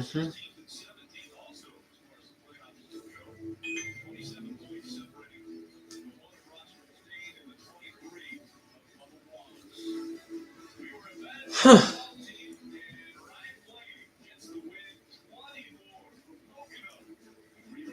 Well, folks, that about does it for the Tricky Triangle at Pocono. A day full of strategy, I'll say, and it all paid off at the end for Ryan Blaney. As I said before, many drivers were on 2 stops, many drivers were on 3 stops, some of the drivers were on no strategy at all and just going with the flow, as people will say. They just go with the flow. And Ryan Blaney was one of those strategies and it paid off at the end. But not after a little bit of chaos near the end of this race. And it's all because of Corey LaJoy, who I think should be sent to the Guangdong Tigers after being blocked by Kyle Busch, then wrecking Kyle Busch entering the first turn on a restart, causing a major pileup in the first turn. Like seriously, what was Corey LaJoy thinking on that restart? Then the next restart when John Hunter Nemechek and Zane Smith got into it on the backstretch. Not too much chaos there. But man, this race has pretty much been dominated by the Toyotas. Even though even though some of the Chevy dominance took place at some parts of this race, but it was mainly dominated by just the JGR teammates. But then the strategy play came in and Ryan Blaney was able to pull it off. Not much I can say about that. Unless Yep, yep, Hamlin was coming at the end, but it was just too little too late. Hack. Yeah, but anyways, that's about it for this race. I don't have nothing else to say, to be honest with you. Just a solid race overall. A little bit of chaos, but lots of strategy play going on, and that's what it's about. A lot of strategy plays going on, a little bit of chaos, and being there at the right place at the right time. That's what I think a perfect race is, in my opinion. Even you guys have your own opinions, but I respect your opinions. Like Base Tugboat said, he said it's not the best, but not the worst, and I can respect that. Gave it a 6.4 out of 10. That's a respectable rating. For me, I would bump it up by about, I would say, zero point 0.6 to a 7 out of 10. Yeah, I give it a 7 out of 10. Not the best, but again, you don't need too much chaos to make a great race. If there's too much chaos near the end of the race, it just makes the race look more like a joke. That's just me, in my opinion. Many fans prefer Rex to be a great race, but they're not real fans, in my opinion. I prefer a clean race with little to no BS near the end, a little bit of chaos, and just having the race play out instead of multiple overtimes. That's how I would see it. But anyways, that wraps it up for Pocono. Next week they're off to the famous track in Indianapolis in Speedway, Indiana. But not on the road course configuration. They're racing back on the oval. the oval that hasn't been used since 2020, and we all know how that went the last time they ran with the Gen 6 cars. So hopefully that doesn't turn out to be another 2008 or 2020 Brickyard 400 with the amount of tire failures. But with the low tire profile that these next gen cars have, and how these cars run in traffic with the dirty air and such, I'm just keeping my fingers crossed for this race to be a success. But many fans have been begging for the oval to come back ever since the road course took its place and had its moments for the first 2 years, being like clown show finishes. But I'm just hoping, that this race turns out to be a success. Many fans have been asking for it, so this is their chance to see it. Either it's a success or it's a complete mess. But we'll see what happens next week. So there you have it. Congrats to Ryan Blaney on winning the Great American Getaway 400 at Pocono. Next week they're off to Indianapolis Motor Speedway for the 30th anniversary of the Brickyard 400. So be prepared for that, folks. I'm sure looking forward to it, but hope to God it's a good race. I hope it's a good race. But anyways, that about does it. Hope you guys enjoyed this Pocono race. I sure did. I'll see you guys next time. Until then, it's been your boy Cito Brown. You all have a great rest of your day, and I'll see you guys next week for Indianapolis reactions. Make sure to leave a like, comment, and subscribe for more live stream content like this. So, until then, peace out, y'all.